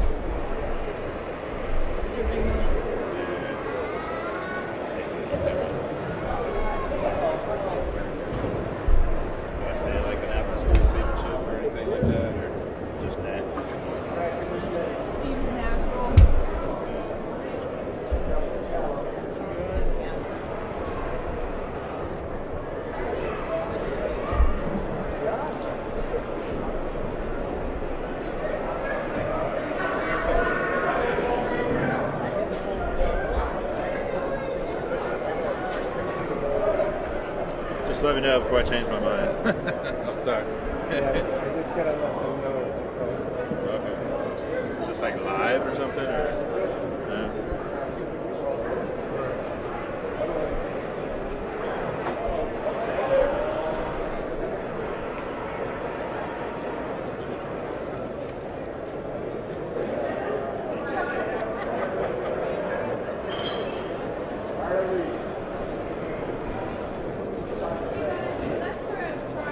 Oh, I'm sorry.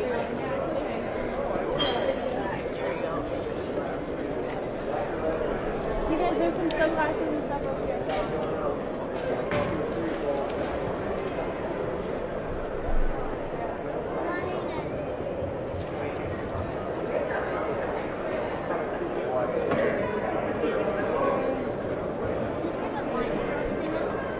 Yes.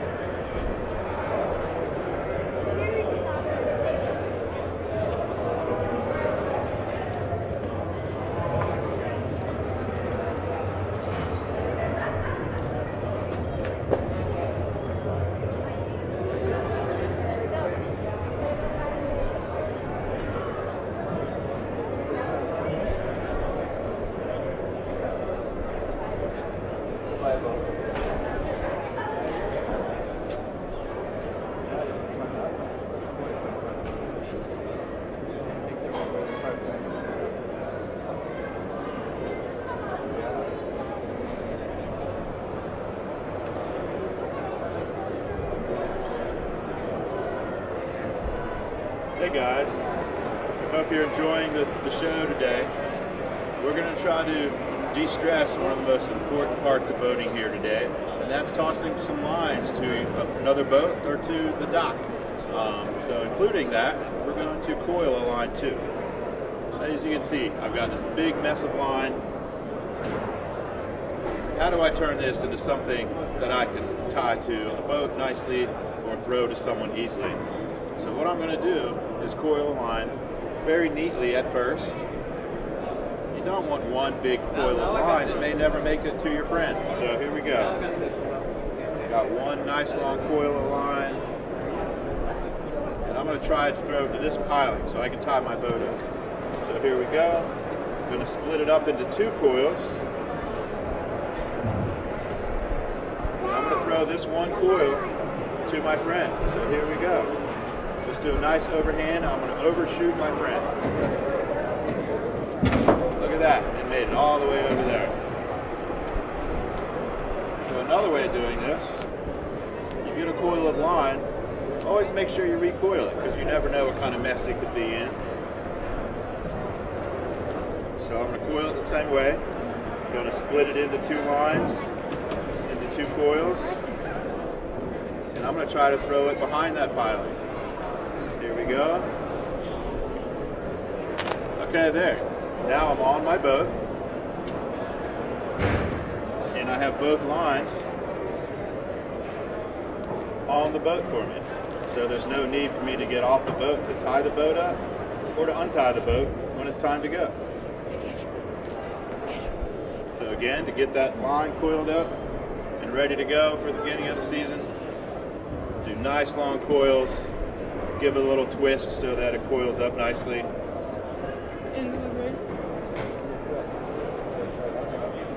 And then just stow it at the end of the day,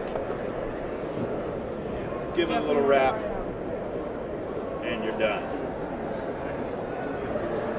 All right. Thanks, guys.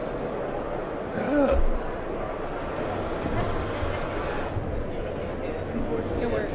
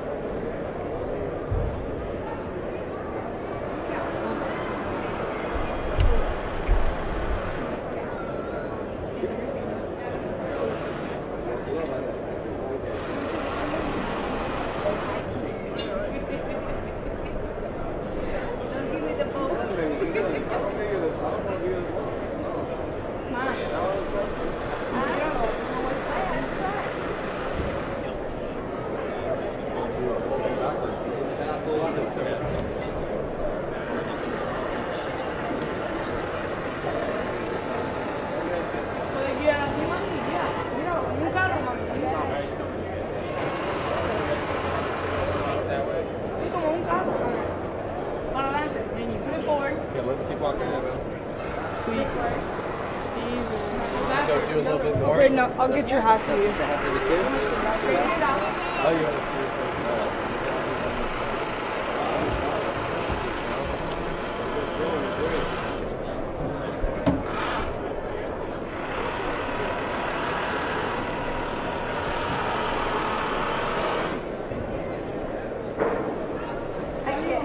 You're trying to boat.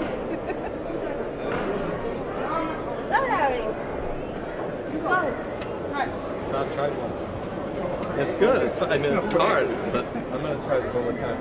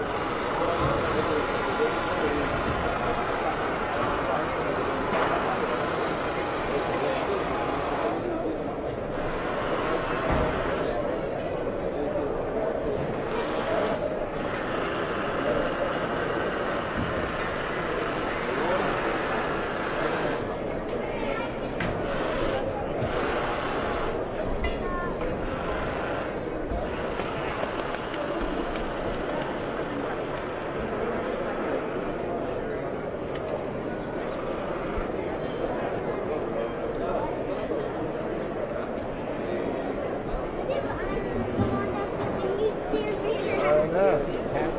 You know, it's funny. It's like when they're coming back, you're looking at it. Fishing was always thought of as a springtime, 3-4 weeks, you know, late April, May, and that was kind of it. And really, you can catch squid 9-10 months of the year almost now if you want. The fall particularly is becoming more and more popular. One of the things that's neat about it is in the spring you can have 2 great days. You can think you're on, it's dialed in, and the next night it's horrible. You're like, what the heck happened? The fall, you don't get that as much. It's much more consistent. You'll still have some nights better than others, but it's just once they're there and they're feeding, especially in the fall as the predators leave the bay, there's fewer things to bother the squid, so they're really just more consistent. In the spring, you always have to deal with stripers showing up, bluefish starting to show up. There's a lot going on in the spring. In the fall, there's fewer and fewer predators. That's just when we're not doing this, we're most winters, trying to have a good time in Florida. BJ and I have fished a long time together, and just hopefully we try to convey a little bit of fun along the way. That guy, he wanted us to send him squid so bad this year. We didn't catch him really enough to send him out, but I'm going to pay for that next week, I think. Yeah, it's funny, the captains in Florida, when we saw the squid that they were using for bait down there, like, oh, we got way better squid than you guys do. So we owe that captain a little bit of squid. So we'll catch squid all the time. It's amazing. Sometimes now we always laugh. Seems like we catch them when we're not trying to catch them almost as much as when we are. That on the left is Captain Beach with squid. We were, I think, cod fishing that day. And we were into squid, which is always good. If you're trying to catch codfish out there and you can find some sort of bait, you can bet you're not too far off the cod. People ask about catching squid in the daytime. We'll talk about that a little bit. I don't tend to go in the middle of the day, but I certainly, that's still plenty of daylight there on that one. So you can catch them low light. I'd say, middle of the day is probably not my favorite time. Talk about it on the moons. A lot of times in Newport in the full moon in May, I'll run right down the docks and nobody's down there, and you catch squid, you fill up buckets, and then you go at night, and it's horrible. So sometimes on the moon you can get a good day bite. Yeah, when they're actually spawning, you can't really catch them. So usually around the full moon, if you're out there at night, what you'll start to see is when they're all in a big school, you're going to do fine. But if you start to see them kind of pair up, like all of a sudden you're seeing pairs come by you, or you'll see one large one and 2 smaller ones with it. Those are the males with the female. Once you start seeing that, you better get all you can in the next 10-15 minutes, because once they start pairing up, it's done. So I think, and again, that's when we've had our best luck in the daytime, and they must literally physically spawn at night, and I think in the daytime they're still feeding. And if you can see them and they're not feeding, about 5 or 6 treble hooks on a dropper. We don't like to do that, but it works. All right, so we'll talk a little bit about seasons. Basically, you can catch them in the summer, but spring, mid-April and the full moon, depending on when the full moon in April is. If the full moon is from mid-April on, you usually can get some on that around that full moon. And then it'll slack a little bit, and then they'll definitely come in strong on the May full moon.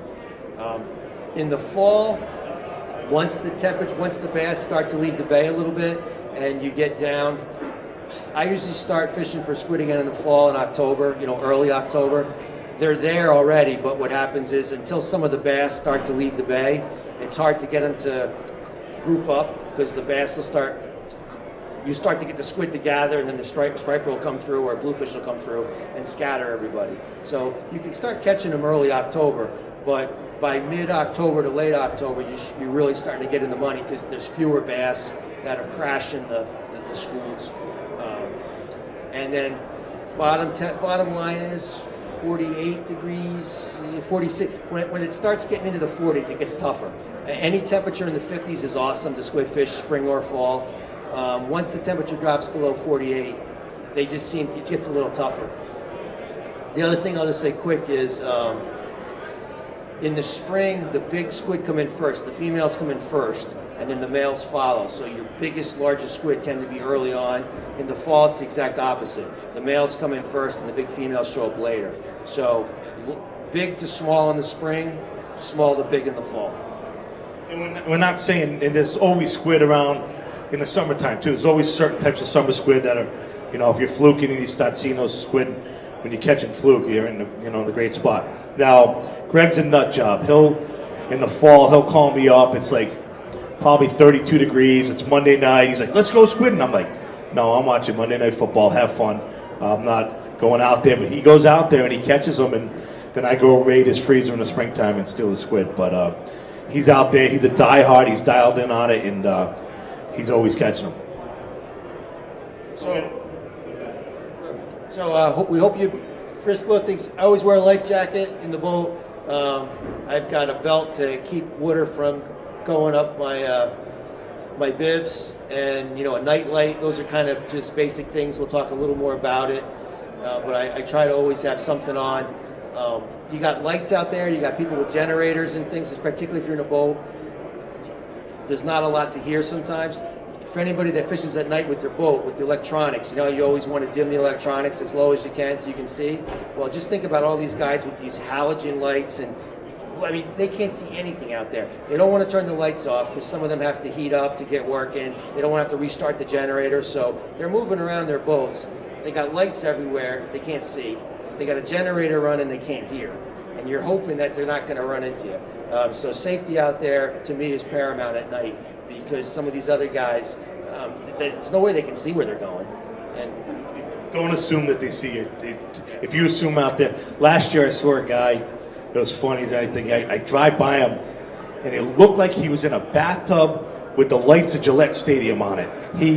And I'm like, what the heck is he? And he's blinding me. I can't even see what he's in. But the boat wasn't big, but his lights were definitely bright. So Duckett here he doesn't pay attention as much. If you pay attention to Greg and you listen to what he says, you'll have this kind of success right here. You'll get some nice squid. But those are, we don't have those around here, but probably a good thing, I guess. But they get big. Yeah, that's a large Rhode Island squid. That's about as big. I've seen people get even bigger. That's probably the largest one we've ever got. But don't expect them quite that big all the time. We'll talk about the different sizes and what's better for what if you do get them, because you tend to get them all different sizes, but that's definitely a female. Next year we've been talking about doing the one-night squid shootout, trying to get the biggest squid of the night and try to do something, but... So that's from shore. That's one of the larger ones we've ever got from shore. A lot of times you'll see these big submarines down there, and the big ones, they're never as aggressive, and they're almost always accompanied with escorts. And so the problem is they're super tough to catch because the escorts tend to be males. They're more aggressive. So to get your jig to that squid, even when you see him, it's really hard. But every once in a while you'll get one that'll, if you get it just right, the male goes for it and misses, or you're just patient and you let them. What I've actually learned on the real big ones is if a male hits the jig, don't do anything. Let him let go of it and spit it, and then sometimes if it's still there, then the female will go for it. But it's really, really tough to get that jig to a big submarine without them. That's more like we get a mixed bag. Every once in a while you'll see a couple herring mixed in there too. Sometimes they'll get tangled up in the jig. They'll hit it. If you're getting like whacked, sometimes there's actually some herring. Some people keep a sabiki rig set up if they're in a boat or even from shore. There's some nights we've crushed them. Those are sea herring. You can catch them. You definitely want to know the difference between river herring, which are protected. So if you're not sure, don't gamble. But it's real common, particularly early in the season in the spring and late in the season in the fall, to have herring mixed in with your squid. And it's great bait. We'll go take these around early in the year around some herring runs, chunk them up or fish them, and you just got to make sure you know the difference between the bluebacks and the herrings, and make sure that the EM knows so you don't get in any trouble. But we'll also take these ice fishing for pike. Great bait. We'll do them through the ice. I saw a guy years ago, a long time ago, chunking them through the ice. I thought the guy was nuts until I saw the pike he caught, and then I said, so mackerel chunks and herring work through the ice for northern pike. So when it's hard to get bait, ice fishing, so it's just a nice bait to bring in. That's one of the larger daytime squid that we've gotten. Starting to change color. You can see the right above the head. Or right below the head. It's white. Those things will rotate through their color scheme when you catch them, trying to find a color to scare you, to make you let them go. It's absolutely amazing to watch their cells just change color. I saw something on YouTube. Some engineers at MIT hooked them up to a musical sound system, and the cells will change color to like Beethoven or disco. It's really amazing to watch kind of what they did, but somehow the cells are uses electric to change their color. So if you hook them up, you can get some crazy things, but neat for kids to see. Remember, the squid does bite. It's got a beak in there.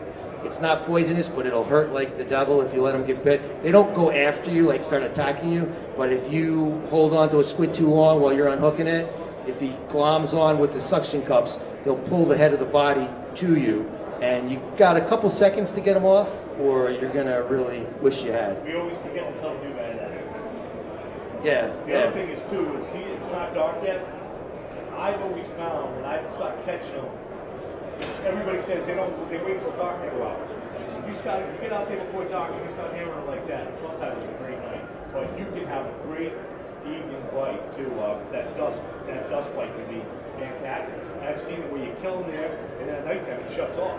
So it's different. You just gotta go. Don't be afraid to go too early. And on a full moon, don't be afraid to go in the daytime photos. Yeah, we absolutely. Sometimes we'll go early just to establish And a new moon. position. If you know it's a spot that's popular, so if you're there, you might as well squid fish. And like I say, some nights we should have gone home by 8 o'clock because we had our best 2 hours between 6 and 8, and by 8 o'clock we really should have just packed it up and gone home for the night. If you're picking spots, that's the best place to start if you're going to try in a boat and you're not used to squid fishing. There's plenty of light. It's popular. You'll see the squid fleet most nights. It's squid NASCAR in here, guys. You just got to look at it. I mean, it's just crazy. Yeah, like I said, those people between the generators and the lights, they can't see, they can't hear, and when people are jockeying for position, if the bite's good, it's actually safer because everybody stays put in catches. What you have to be careful for the nights where the bite's not so good and everybody's unhappy and they're all moving and jockeying, and that's when you have to get a little more cautious. I don't like to hang with the squid fleet per se. Most of that fleet will push all the way east to the east end of the Newport Bridge. I actually do my best a little bit deeper than that, so I try to stay as far away from the fleet as I can. You don't have to go to the Newport Bridge. There are tons of spots. I've gone out just in the middle of the bay on some humps and off channels, and you can catch squid. It's just if you're new to it and you want to start, that's a good spot to start. There's light. You've got Fort Adams nearby. You've got the Goat Island Causeway. Like if you're not, Fort Wetherall. If you're not used to fishing in the dark, it's not a bad spot to start. But it's by no means do you have to go there. And it seems like the years we don't have a rainy spring, these fish will head way up towards Bristol, head up, we get them way up in the upper bay, and we get good numbers of them. Sometimes, there's a couple years, I caught them way up the bay, they bypassed us. I mean, they just came right up the channel. And I think with more salt content way up the bay, I think they'll travel up. I think if we have a really rainy spring, I think it tends to hold them down a little bit. It's just my opinion, but it seems like we do better further up the bay. If we didn't have a lot of rain, we check up there too. And they'll squid will shoot right up there. So we're going to talk a little bit about light systems. That's just a quick shot at Captain VJ's boat. We do some squid charters periodically. It's becoming more and more popular with families, kids. They have fun, ink squirts everywhere. They go home, don't have to clean their boat. So it makes for a fun night. They get a bucket full of squid and we're scrubbing the boat. But that's kind of his light system. We'll talk a little bit more. He's got both underwater lights you can see off the back of the transom, and he's got above water lights hanging off the gunnels on each side. It's black from the top, but there's LED lights underneath. Yeah, and the LEDs are a game changer with squid, and they just all night long on a battery. I mean, I don't even have to start my motor up to charge them. It's just. But what I do, if you have two batteries. If you have the underwater lights, I do stay on one battery just to make sure I get enough starting power. And the other thing if you have a boat, a little spray bottle, the little pump canisters with the bleach in them, You just spray bleach on that, it cleans itself. So don't worry about getting guys. A lot of guys will hold the squid out over the boat and let it shoot his egg. I said, and then the squid falls off and they don't get the squid. Just pull it in the boat. I'm not worried about it. Shoot your friend in the face with the squid, and and have fun. Yeah, after a little bit, some of the guys will get pretty good about being able to direct that squid squirt. So you have to watch out if you're with somebody that's a pro, because you can bet he's going to accidentally make sure that squid squirts you a few times. Especially when they're sitting on a bucket and they're standing, it's like perfect. Yeah, you don't want to be high. So our lighting has changed a lot. I mean, originally most everybody was using 110-volt generator light systems, and the popular thing was to go to Harbor Freight, get one of those 2-cycle generators that smoke and make noise, and that's what I ran. Yeah, that's what I ran for years. And you use 110 incandescent light systems, and we'll talk. There's actually still some advantages to that, but you don't get the smoke, you don't get the exhaust, you don't get the noise from those systems. If it starts raining, your boat doesn't start to tingle. Even if you're on the dock, it starts raining, you're running that, the extension cords get wet, like you start getting kind of shocked a little bit. Aluminum boat, which I run sometimes squid fishing. It's not the best. The other thing that would happen is, I remember one of the times BJ and I went out on this spot, you had to walk a ways. It wasn't really where cars welcomed you. So we lug our gear, we lug our light system, the generator, the thing, we get everything set, we get the generator running, we set our lights out over the side, you wait, 10, 15, half hour for the lights to work, to start bringing in. The very first squid captain here pulls it up out of the water, looks at it a couple feet, the thing squirts a big splooge of ink right into the light bulb and blows it. So there goes the night. He's like, thanks. One squid, the night's done. Yeah, he won 1 zip that night. It was great. That doesn't happen with the LED lights. You can get them wet, you can get them squid inked. You're not going to blow them. I will say the absolute best lights of all, though, appear to be the sodium chloride lights, which are like the stadium lights. They actually have to heat up and cook to get bright. Those are big things. They take a lot of juice, but it must be the closest light wave actually to mimic real sunlight, because there are a few boats that'll run the sodium chloride lights, and they're as good as you get. But if they get wet, they'll blow. You have to have a lot of power. You have to get them cooked. You can't just turn them on. They got to get going. We're really happy with the LEDs. They're sturdy. You can get different schemes with the colors. That's BJ's boat, underwater. He's got 3 different below water light systems there. He's got the LEDs on the side. He's got a green one dead center right above the drain. I can tell you one thing. Blue looks really cool when you're in the boat. You're cruising back from Block Island in the middle of the night. But the squid don't like it. It looks awesome, but the squid just green and whites for me. The blues look so cool, but just the squid don't think so. But these are Lumishores. You kind of get what you pay for with underwater lights. You can go get the cheap ones, and they're gonna probably last you a year or two, and then you have 5,200 of those things in, and it's ripping them out. You're ripping wires and everything else. They say to use 4,200. I always use 5,200, and they're a pain in the neck to get off. But since I put the Lumishores on, I had a lot. I haven't changed them yet, so they've been good lights. A lot of times they'll tell you with those underwater lights, they're not made to stay in the water unless you get the real expensive pair. So these are close to about. They gave me a deal on them, so I don't know. But I think they're about $230, $240 a piece. So and you can go get a lot cheaper ones than that, but like I said, you kind of get what you pay for. So that's a much cheaper setup. That's just a basic aluminum boat, which is perfect for squid fishing because you're not going offshore with this. This is all local, around the docks, out a little bit, but you definitely don't have to. Believe me, you can go off a block and squid fish, but in general, what we're talking about is local inshore stuff. That's just a 2x3, 8-foot 2x3 with a set of lights on each end, and then I've got some off the transom there. That nice thing with that 2x3 is I use the same one shore fishing. I just take the 2x3 I've got some holes drilled through it so I can run some cords and ropes. I can tie it off any dock. I can do anything I want with that. I've got it notched on the boat so it drops onto the sides of the gunnel and just pin it right there. So you don't have to get super fancy. That just runs on a motorcycle battery. There's no noise. The draw is so minimal. And we try to tell people all the time, it's cold that time of year. You go out in May at nighttime, it's cold. So if the squid aren't hitting, give it an hour or so and don't kill yourself. Don't ruin your night. I mean, call it a day, and the next night's totally different. You can stay. Oh, they have storm gear now, which is great. You can't screw up. That water's cold. So when you go out there and the forecast is not particularly great, it's blowing. Two reasons. You don't want to get yourself in a bind, but it makes everything else difficult. Anchoring at the Newport Bridge and stuff, it's all mud bottom. When the wind picks up, there's nothing to grab there. There's a lot of junk on the bottom, but just be careful that time of year. Don't take chances. A squid's not worth dying over, especially in a little boat. Like, I still won't go in that boat. I'm too big for that boat. But he's out in it all the time. We fish next to each other a lot of nights too. But just use common sense. Just play the forecast. Just watch the forecast.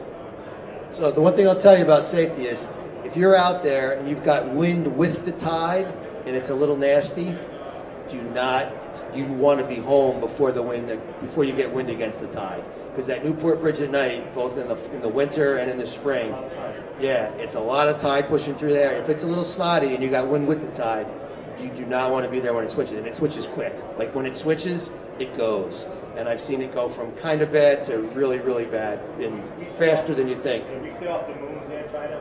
We'll try to go into the harbor more, or go somewhere to get out of that current, and then maybe come back over there as the tide slacks off a little bit. We lose all the tide to rips. Screw jig over. Yeah, there's tons of places up in Newport Harbor, Fort Adams. Yeah, you can get out of the wind. But that bridge, if it's bad when you got wind with the tide, you don't want to be there if it's not. The other thing is, we talked about the lights. What's really particularly good about that is, what you're really looking for is, you need the light, but you also need to have some kind of shadow line. Like, you don't want so much light that the boat next to you is actually getting your shadow line. They're going to be catching squid, and you're going to be like, what's happening? So, you need something. I like keep the lights kind of tight, which is partly why it's nice to have lights out of the water, because when you put them down, you get the shadow line of your boat hull. So we like a mix. It's okay to have some underwater lights out the back, but on the sides, I actually like the sides of the boat to have some shade, because those squid are going to they're going to know the bait and everything's under the light. But the squid don't really like to hang in the middle of bright light. They feel too exposed. They know the bait's there, and that's where they'll go to get the bait. But you need to give them some sort of protection. And so that's, keep that in mind. Light is important, but you don't want so much light that the boat next to you has got your shadow line. And how much of a squid nut job he actually is. He's been working on this boat for about 3 or 4 years now. No motor, no steering wheel, no anything but the squid lights work. That's from day one. He's had those squid lights on there for about 3 years now. And so I hope he gets to use them soon. Maybe this year. I think this year, right? Yeah, it'll be ready. I like that picture for a couple things, but my favorite color of all to use squid fishing, we'll talk about, I'll rotate, but I love blue. Blue is just, particularly if you're going to squid fish in the daylight. I've just found, people always say you can't go wrong with pink, and they're right, but I have had so much luck with blue over the last few years, especially in the daylight. That's the one time, it's the only color I'll run in the daytime is blue. And I'm stubborn the way I fish. I always fish pink. I fish blue and green now because of him, and I'm not stupid. When I start getting outfished, I don't care what my beliefs are, I'm going to go to blue and green, and because of Greg, I fish blue and green all the time now. So we'll talk just a little bit about sonar and how they mark, because this is important, especially in a boat. A lot of people are trying to figure out, is it squid, isn't it squid? And so we're going to go through some things. We got a few things where you can figure out in your mind, but something like that was posted on Facebook last year. Everybody was getting all excited. The baits, April 2nd, the squid are in. Listen, if you see that on your sonar unit, that's not squid. That's not how they mark. They don't bunch up like that. That's got to be sand eels or something. But yeah, right. Not even counting the temp. But I mean, if you see that, what that looks like, that's not squid. Squid are linear. When you see squid, even your lights, they're all at almost the same depth. They're like a sheet. Bait fish ball up. Squid don't. Also, squid don't have swim bladders, so they don't really mark very well on any fish finder. You're going to get little lines like that. That's squid. And you're not going to get a lot of big, thick marks. You're not going to get the half moons like you get. So that's what we're looking for. So that's kind of neat.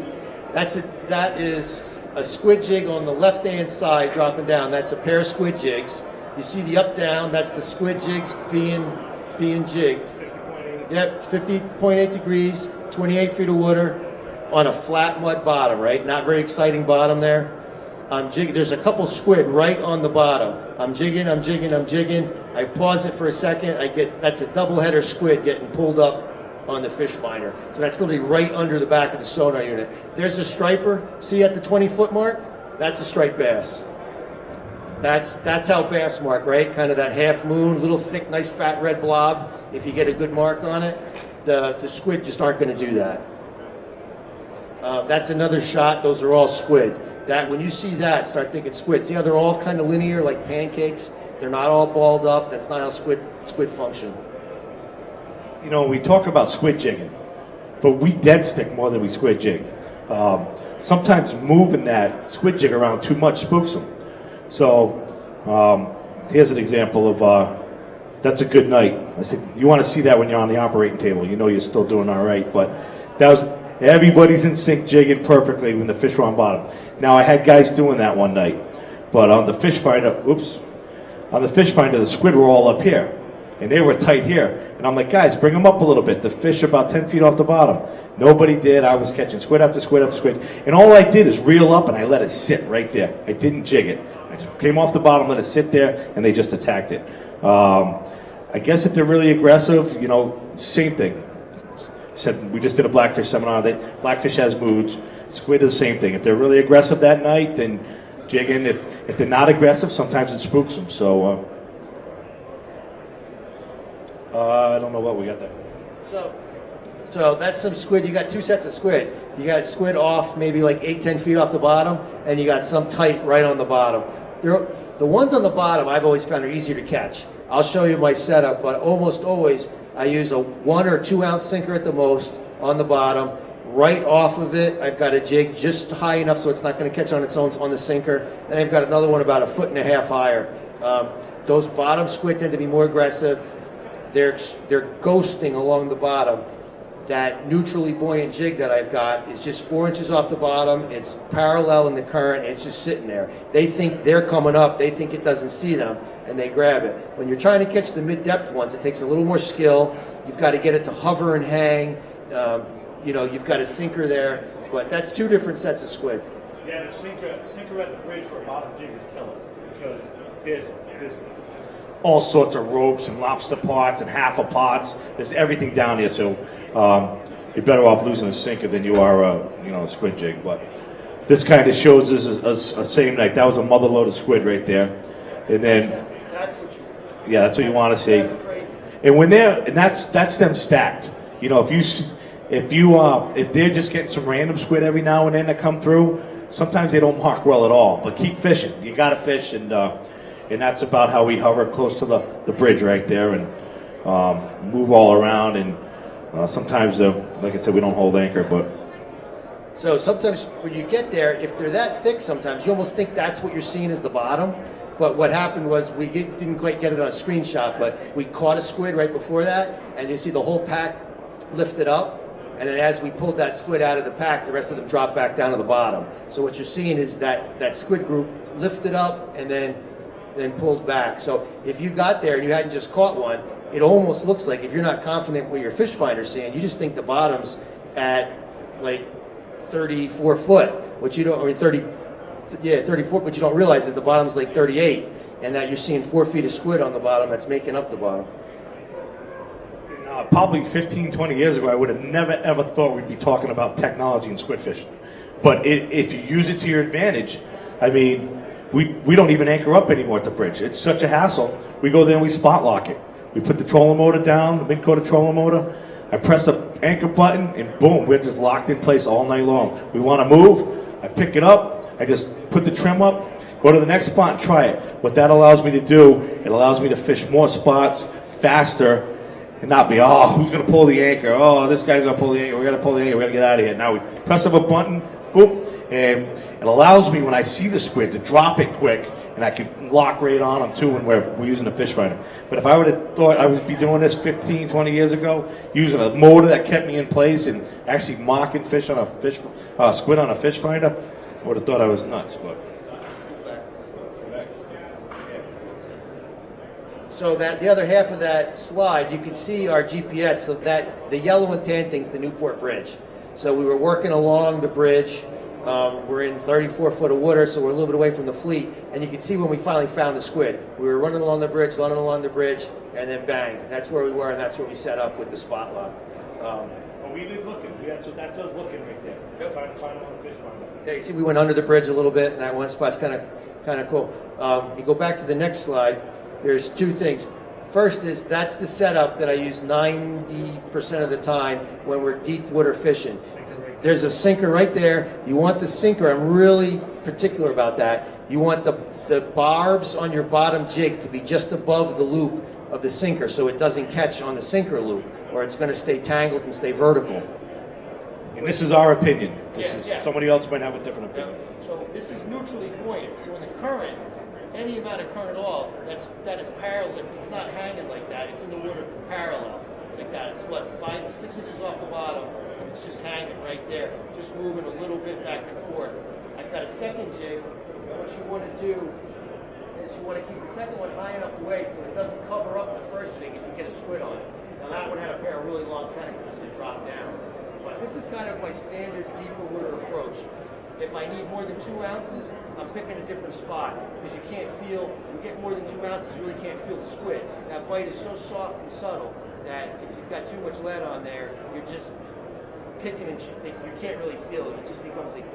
Yeah, using that setup, you'll feel them. They'll come right over, you'll feel a little bump.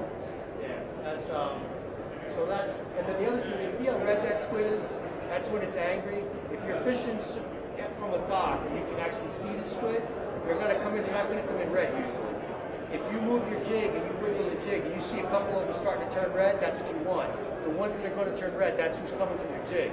If you get one squid to turn red, you got a decent chance of getting it. If you can get 2 or 3 squids to turn red, you're going to get them. Because they're all going to bum rush it, and every squid's going to be concerned the other one's going to get there first. And he makes a good point because this is a rig we're using when we're not seeing the squid down deep in the bottom. So we're at a dock and we see the squid coming to light. First thing I do is I cut this thing right here, and I have one Yuzuri on, free floating, real slow. And when those squid come up in the dock, they don't want that jig falling fast. They want when they're up top, they want that little slow sink. And they'll come right over, and don't pull it away. Let them swim away with your jig. You try to pull it away, it just spooks them and they back off. Wait till your jig's swimming away. It's cool to sight fishing. It's frustrating to sight fish for them, but it is cool if you got good eyes and you can see down. I fished with an old timer years ago. There they are. Where? They're there. I can't see them. I'm like, oh, jeez. All night long. Where are they? He couldn't find them. But then some days they want a little bit heavier jig, drifting down a little bit faster. So it changes every night. Yeah, the speed of the drop is really the variable that changes all night as they get more or less aggressive. If you drop too fast, you miss them because they're not that aggressive and it's past before they get to them. If you're too slow, you're not maximizing it because it takes too long for the jig to get to them. So the angler that's able to kind of figure out, are they aggressive, how aggressive are they, and get the drop to match, you're going to clean up all night long. BJ cuts off I always have 2 rods. I have a surface rod, even in the boat or on the dock, and I have the deep setup. Because when they come in top, that deep setup won't work. You'd think you could just take the 2-ounce sinker and stop it 2 feet down. It never works that way. You've got to get that little slow drop. Definitely harder to get them when you can see them, even though you'd think it'd be the opposite. But it messes you up when you can see them because you do it too soon or you wait too long. But you want them to turn red. The red ones are the ones that are going to come after your jig. Funny thing is, we'll fish some docks in Newport, and we don't see them up on the top. And everyone's like, how's the squid today? They're walking off the dock. There was nothing there. They're leaving the state pier or some of the spot. We go over there, and we call them bottom dwellers. They come right along the bottom, and they sit there. But if you don't flirt with the bottom, and you're flirting with the bottom at a place like the State Pier, there's just about everything you can imagine on the bottom there. So to flirt with the bottom means you're going to go do some squid jigs. So he has a box like that. The other thing I find hysterical about the electronics and the spot lock is back in the day you went to Benny's and you bought one squid jig because that's all we had. It's funny. Every now and then you'll still see some old man on the dock with a Benny squid jig. And it'll work. You know, we used to go to Benny's and take the jigs and take them apart and take some pens. We used to make our own jigs because you could make two for the price of one. We were cheap back then. We had no money. But now I crack up. You had one choice of a squid jig years ago. Now you have 100. I don't know. So many different companies making squid jigs, and they're all awesome. But now we dig through the box like, oh, we try this one, try this one, try this one. And it was kind of better back when you only had one to choose from. But yeah, just a little mixed bag. We're going to go through. I'm going to show you a couple other fish finders. We showed you some with the Hummingbird. So that's a different unit, but you can see just those thin little lines. And this works good too. You're out fluke fishing for the day. You see them marking like that. Now you know what kind of bait you're on. You know the sand deals marking with a big blob, kind of. So when you can see some straight lines like that when you're fluke fishing, it means or you see them chase up the fluke, or they start puking out the fluke, start puking out the squid. What Greg likes to do is they'll keep a jig and they'll put a little, they'll put a bucktail and a jig above it. So he'll catch squid while he's actually fluking. And then a lot of guys, some guys over like Charleston that way, they'll bucktail and they'll put a squid jig on the top, and once he's stuck in the squid, they keep a rod that's all set up, and they'll catch themselves some nice bait for a while. So, because there's probably a ton of squid down there. Yep, so the last trick I'll show you is if you have any of the chirps or the high definition down imaging on your fish finders, which is so popular now, squid don't mark well. Like I said, they don't have a swim bladder. If you're seeing bait and you want to say, Jesus, am I looking at squid? Put it on high def. See how we split the screen? This is your down imaging. Yeah, down imaging. This is your tuning sonar. Right? So Picking up here and not there. if the screen goes blank, they're squid. So that's the same shot, just with two different options on your fish finder: high def, chirp, down imaging, regular two-dimensional traditional sonar. It'll pick up better on the old style two-dimensional sonar than it does the high def. And sometimes we learn things when we go back and look at pictures. You know, like, I don't think we figured that out that night, but then the next day we're like, hey, you know. Yeah, you're looking at that and you're like, where'd the squid go? And when they're gone, they're squid. So now we purposely put them on both screens. Hummingbird calls it DI, some other companies call it high def or whatever, but that's a structured scan. So take a look at that. After what we said, is that squid or not squid?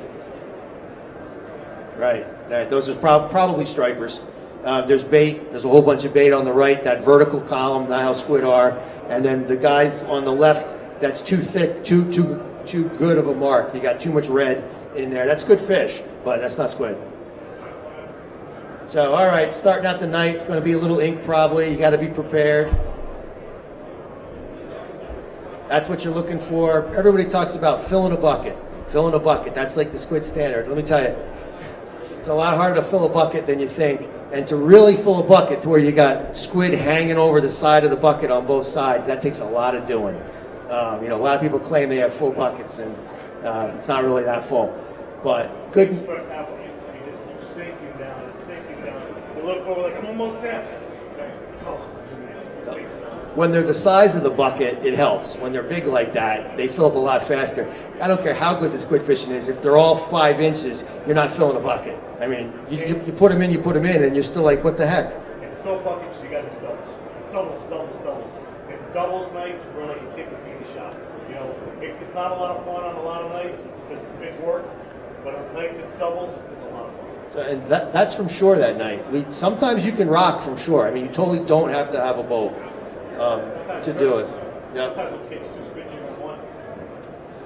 So there's Captain BJ talked about my little trick when I'm fluke fishing. If we're running low on bait, that's on the right. We were running low on squid. I just threw my blue squid jig above the bucktail and started nailing squid. Newport Bridge, again, no secret. Good spot to fluke. And that's probably a summer squid, right? Yeah, that's probably August. Doing okay? So on the other picture on the left, that's our friend Larry. Yeah, Larry's not on a squid, but I want to talk just about the rods just for a second. I'm really particular about my rods.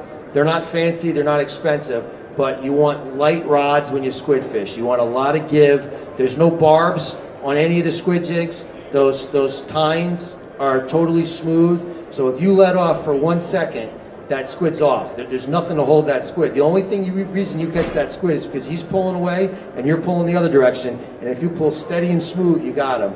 As soon as you start herky-jerky, you're going to lose him or you're going to pop a tentacle. And you're going to catch one suction cup and, a little bit. If you hit it too hard, you got Yeah. So, soft action. right. So I've got, these are not expensive rods at all, but they're flexible. They're like rated for 1/4 ounce. Usually they're freshwater, usually like a walleye rod or a trout rod for freshwater are really your best bets. Anything heavier than that, sometimes the bite is so subtle at night, especially if you're dead sticking, because you're just literally, just almost like that sinker's in the mud a little bit. It's the hardest thing to explain to somebody, but I know when I've got a squid on, because it feels like the sinker when I dropped it went like an inch into the mud, and I just have to pull it up out of the mud, but you're like, no, that's a squid. And it's fun on the lake. A squid like that will take drag. So if you get 2 on like that, they take drag. They fight. They actually try to swim away. So it's a lot of fun. So I just want a nice. We only put this in just to show you. Yeah, you want to bend. By the way, we don't. Go back to that. We have no idea what that was. Larry fought that thing for half an hour. We got it within 12 feet from the instant it came off, I could see the jig. Not a squid jig, it was a jig. I think it had to be a giant torpedo ray. But literally, he fought that thing for half an hour. It came off within an instant, I could see it. It was within 10 feet of the boat. So we still talk about that, but that was, we either thought that was Jimmy Hoffa or a torpedo ray. That's my box. I brought it in. It's a mix. There are different times, because it's all about the speed of the drop, like I say. So I do cycle through some jigs. If you're at a dock and you're fishing the same pot of squid for a couple hours, those squid, I swear to God, they do have a brain. And if you've got my blue one down there, and after like the 10th blue one you caught, they're like, dude, don't go to the blue. Like they gotta have some kind of communication system, because if you switch to a different color, it's the same pot of squid, you can see them right there, they'll start hammering it. But if you got 10 or 15 on the blue and you go to green, you're going to get 8 to 10. And then they're going to learn, now, dude, the green's bad too. Then you go to pink. Like they get smarter as the night goes. If you're fishing Newport where you've got current and the squid are moving through, you can use the same color all night, because you're not dealing with the same pot of squid the whole night. But if you've got one group just circled up by the dock, they definitely have some ability to tell each other after a while, dude, not the green. So if you want to build a box like this, my only advice to you would be, when you go to the tackle shop, you go to Lucky's Bait or David, Ocean State Tackle, they carry a lot of nice squid jigs. When they ask you if you want a receipt, you say no. Because when your wife finds a receipt for $500 worth of squid jigs, she really, you just can't explain that to her. There's no getting around that one. So the answer is no. Do you want a receipt? No.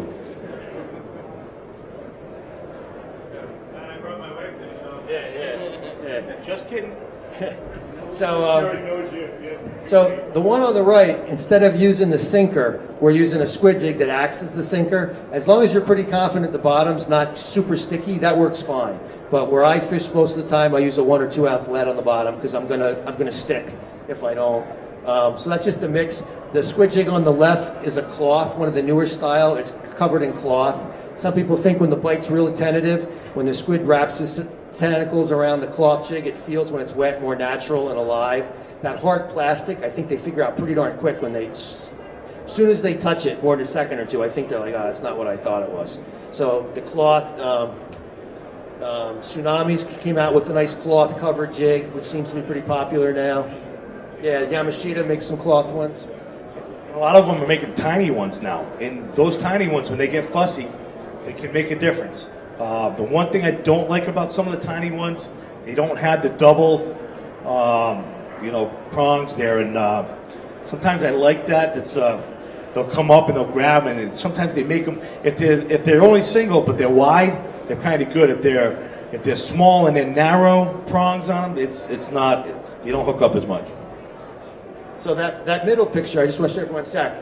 So what happened was I had a squid on each jig. At some point during the fight, the top squid popped off the lead jig, and he shanked himself in the side on the bottom jig, which had another squid on it. So you can see that lowest squid, that's actually ate the blue jig.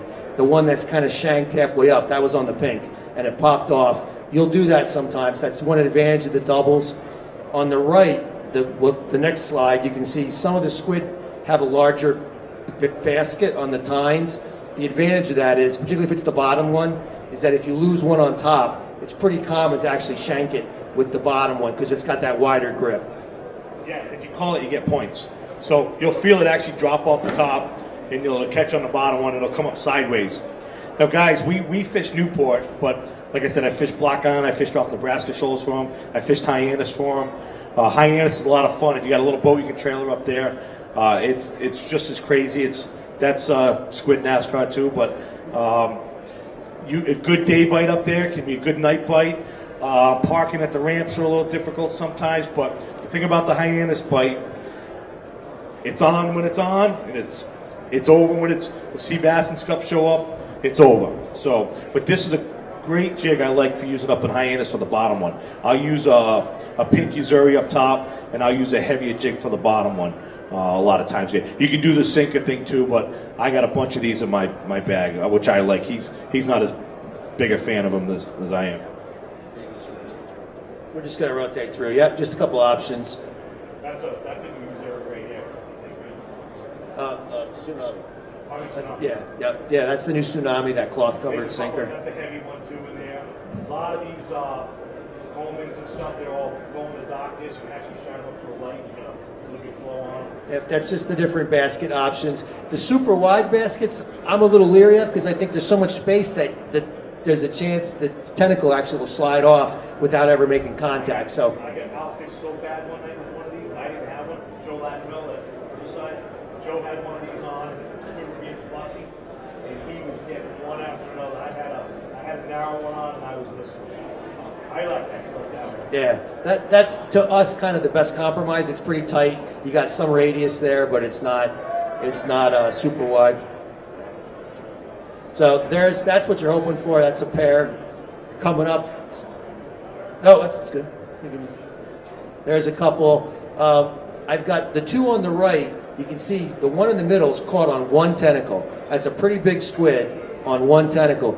The soft rod, like we talked about, easy, you're going to get those. You'll know when you've got one on one tentacle or too long. So the one on the right, same thing. You can see where the sinker is and the blue jig.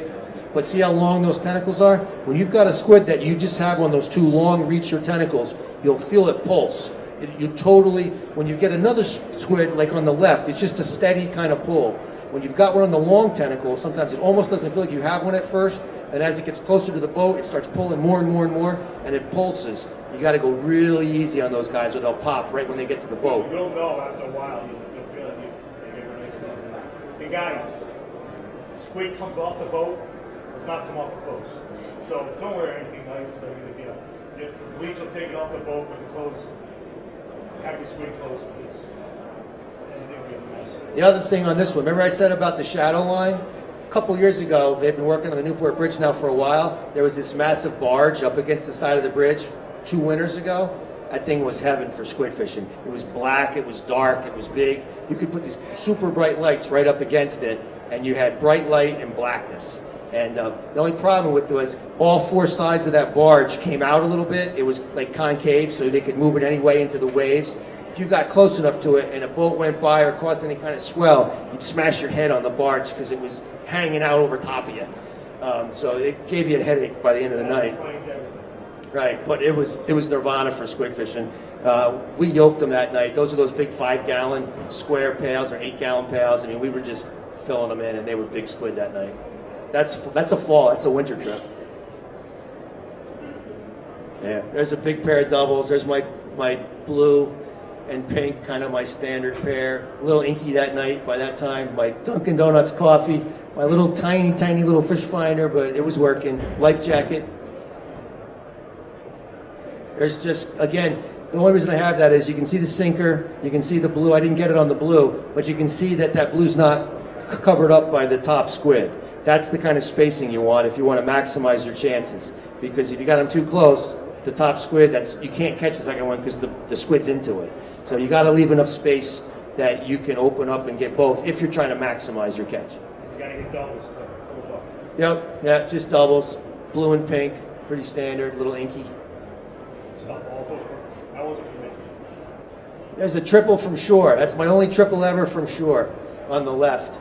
That was like just a glom. They just glommed onto that. So why do we do some shore fishing?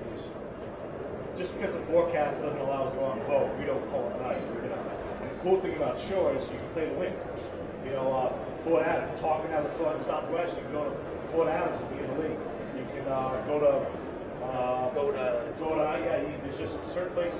One thing we didn't talk about is now that I have spot mark on my boat, we have piers that we're not allowed to fish anymore in Newport. We kind of get kicked off. And I can't really blame them. Because who wants squidding on their dock, up against a sailboat, up against a mega yacht. Mega yachts have beautiful lights in the back. They just don't appreciate the squidding on them. But now I take my spotlight. If I can't find squid anywhere else, I'll go right off to those piers I was kicked off of, put the spot lock on, boom. I'm not on their pier, but I'm just like I was fishing on the dock. And it's all legal. Away from their stuff. I respect their stuff. I try not to get squidding on their docks or their boats. But there's not much they can say about it. We used to be able to fish just about every dock in Newport. We'd go plug in with our own power like we own the place. Those days are kind of coming to an end. Yeah, just a beast in bright red mode. That dark red's awesome. When they come in dark red, they are angry. It's really cool to see them. But that's a shore squid too. That's a beast. That one's about to explode. Yep. You see him like that. Close to your buddy's face. That was one of the first squid that night. I don't have any ink on me yet, so that's an earliest squid. Little coming up with the sinker and the jig. That's BJ's favorite squid spot now. It's my freezer. But it's nice with the sea bass fishing being so good right now and the fluke fishing. I mean, we use it for the charters. You know, we'll talk about eating it too, but we go through so much squid in a season. You can't, no matter how much I catch, by the end of the year, we're starting to be glad we caught everything we did. Yeah, no, right? But they hate squid. But every squid has a purpose as far as what we're going to do with it.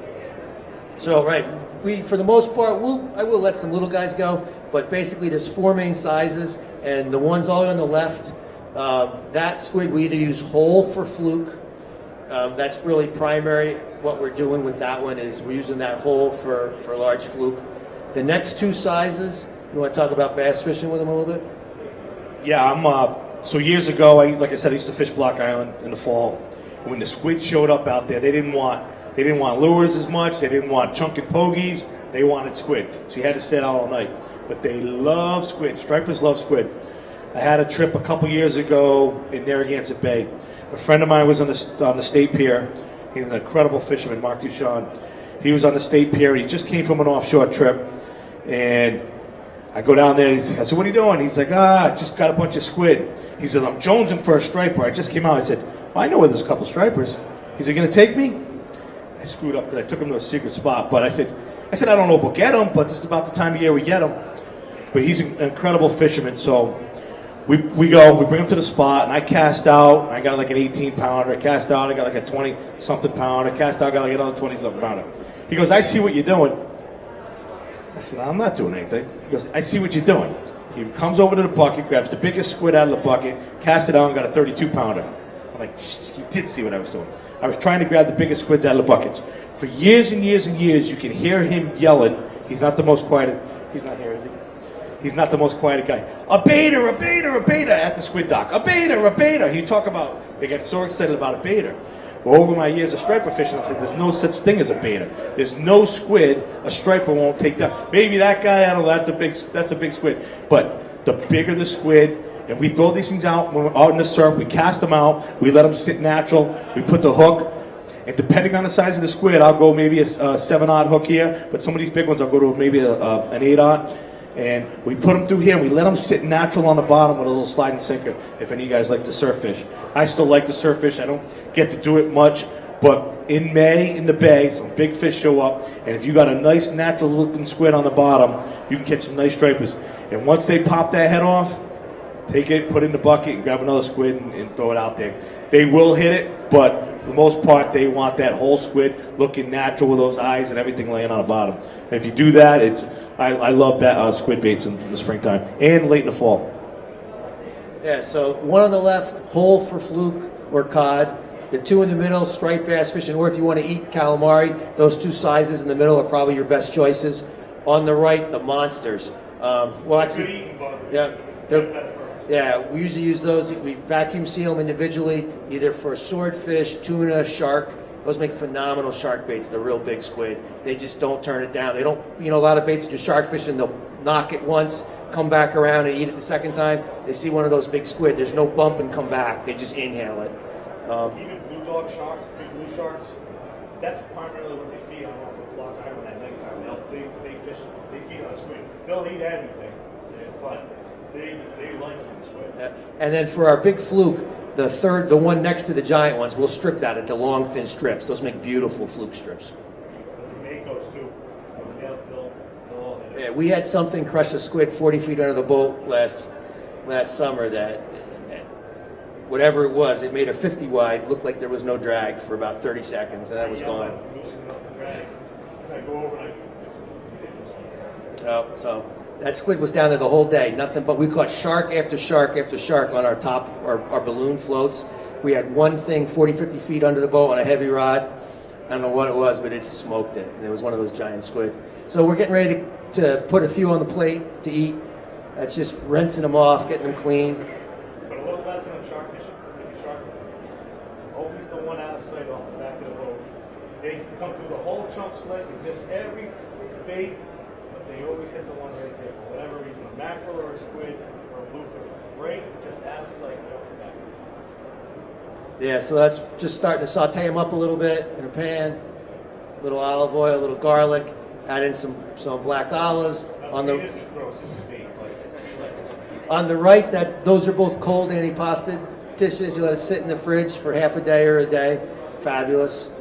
A little salt, a little lemon. I take three types of people out squid fishing. Guys that want to eat it, guys that want it for bait. And a couple of years ago, people said squid mania. I don't know what it was, but people just wanted to go squidding because everybody was catching them. It's been in the news, it's been in the papers. People had to just go try it for themselves to see what all the... And they didn't even want it. They just wanted to go on my boat and catch squid. So, but the guys that tell me they eat them, I'm not a huge fan. I can eat the range, but these things aren't. But they tell me fresh is, you can have it in a restaurant, you can do whatever, but catching it yourself and cooking it is unbelievable. Yeah, pretty much all squid sold at restaurants is frozen. It goes bad so fast that they just can't really get it to market fast enough. You've got one night, so if I go catch it on a Friday night, it'll hold 24 hours, so I need to cook it the next night fresh. After that, you can freeze it and it's good for however long. But if you've never had squid that's never been frozen, it is unbelievable. It's incredibly good. So I used to own a tackle shop. One thing that was spoiled real quick was squid, like you said. So when you came to my tackle shop with a friend of mine, you ever seen the movie Grumpy Old Man? When they hit the fish under the car? An old squid was the best thing to get your money with. People, my friends would come to my shop and everybody would lock their doors. It was locked up. If you left your car unlocked and you went next door, there was most likely something going to be in your car. And you blame it on somebody else and they would pay back him and it was just never in the mouth. So instead of cold now, that's just a couple hot dishes we're sauteing up, and then we're going to put that right on. Next slide. You're going to have some pasta, and you're good to go. So. Yeah, guys, that's about it. Yeah, that's a wrap. We'll stick around. We got the rods. Like I say, nothing fancy with the rods, but it's all about the softness of the action. I think the last thing I'll tell you is I don't like braid for squid fishing for the same reason I talked about. Your pop tentacles, it's too stiff. You want slow, you want stretch. You want to have a little mono that stretches because those tentacles on those big squid, they pull so hard that they break off themselves almost. I don't like braid. On top of that, if you've ever tried to, in 50 degrees at night, untangle braid in the dark when you're all cold and wet, believe me, mono is the way to go at night. If you have to cut it, if it's a knot, you just cut it. You took 2 more loops, you're back. You're fishing in 3 minutes. If you got braid, you're spending half the night trying to figure out a tangle when your fingers won't work, you're cold and wet. In May, you got some beautiful nights. Fall, it starts to get cold again. Sometimes in May, you got some gorgeous nights. So don't think that it's always miserable. I mean, it can be a lot of fun, and it gets addictive, and you can take it to the next. You can go out and just have fun, or you can take it to the next level like he does, and really try to dial in. And I watch him. Where I'm not catching, he's catching. But a good fisherman watches what another fisherman does and changes up. The guy that doesn't catch on is. So we'll be over here if anybody has any questions. Thanks so much. Yeah, have fun squid and get out there and try to get in the sheds. Good time. Thank you. Thank you.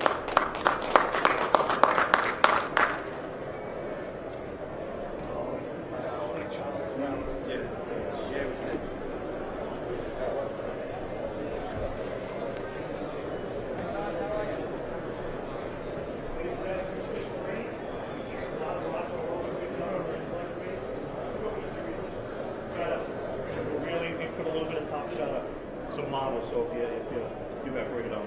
I'm not saying braid won't work, it just go. It's just harder. It's just harder to use.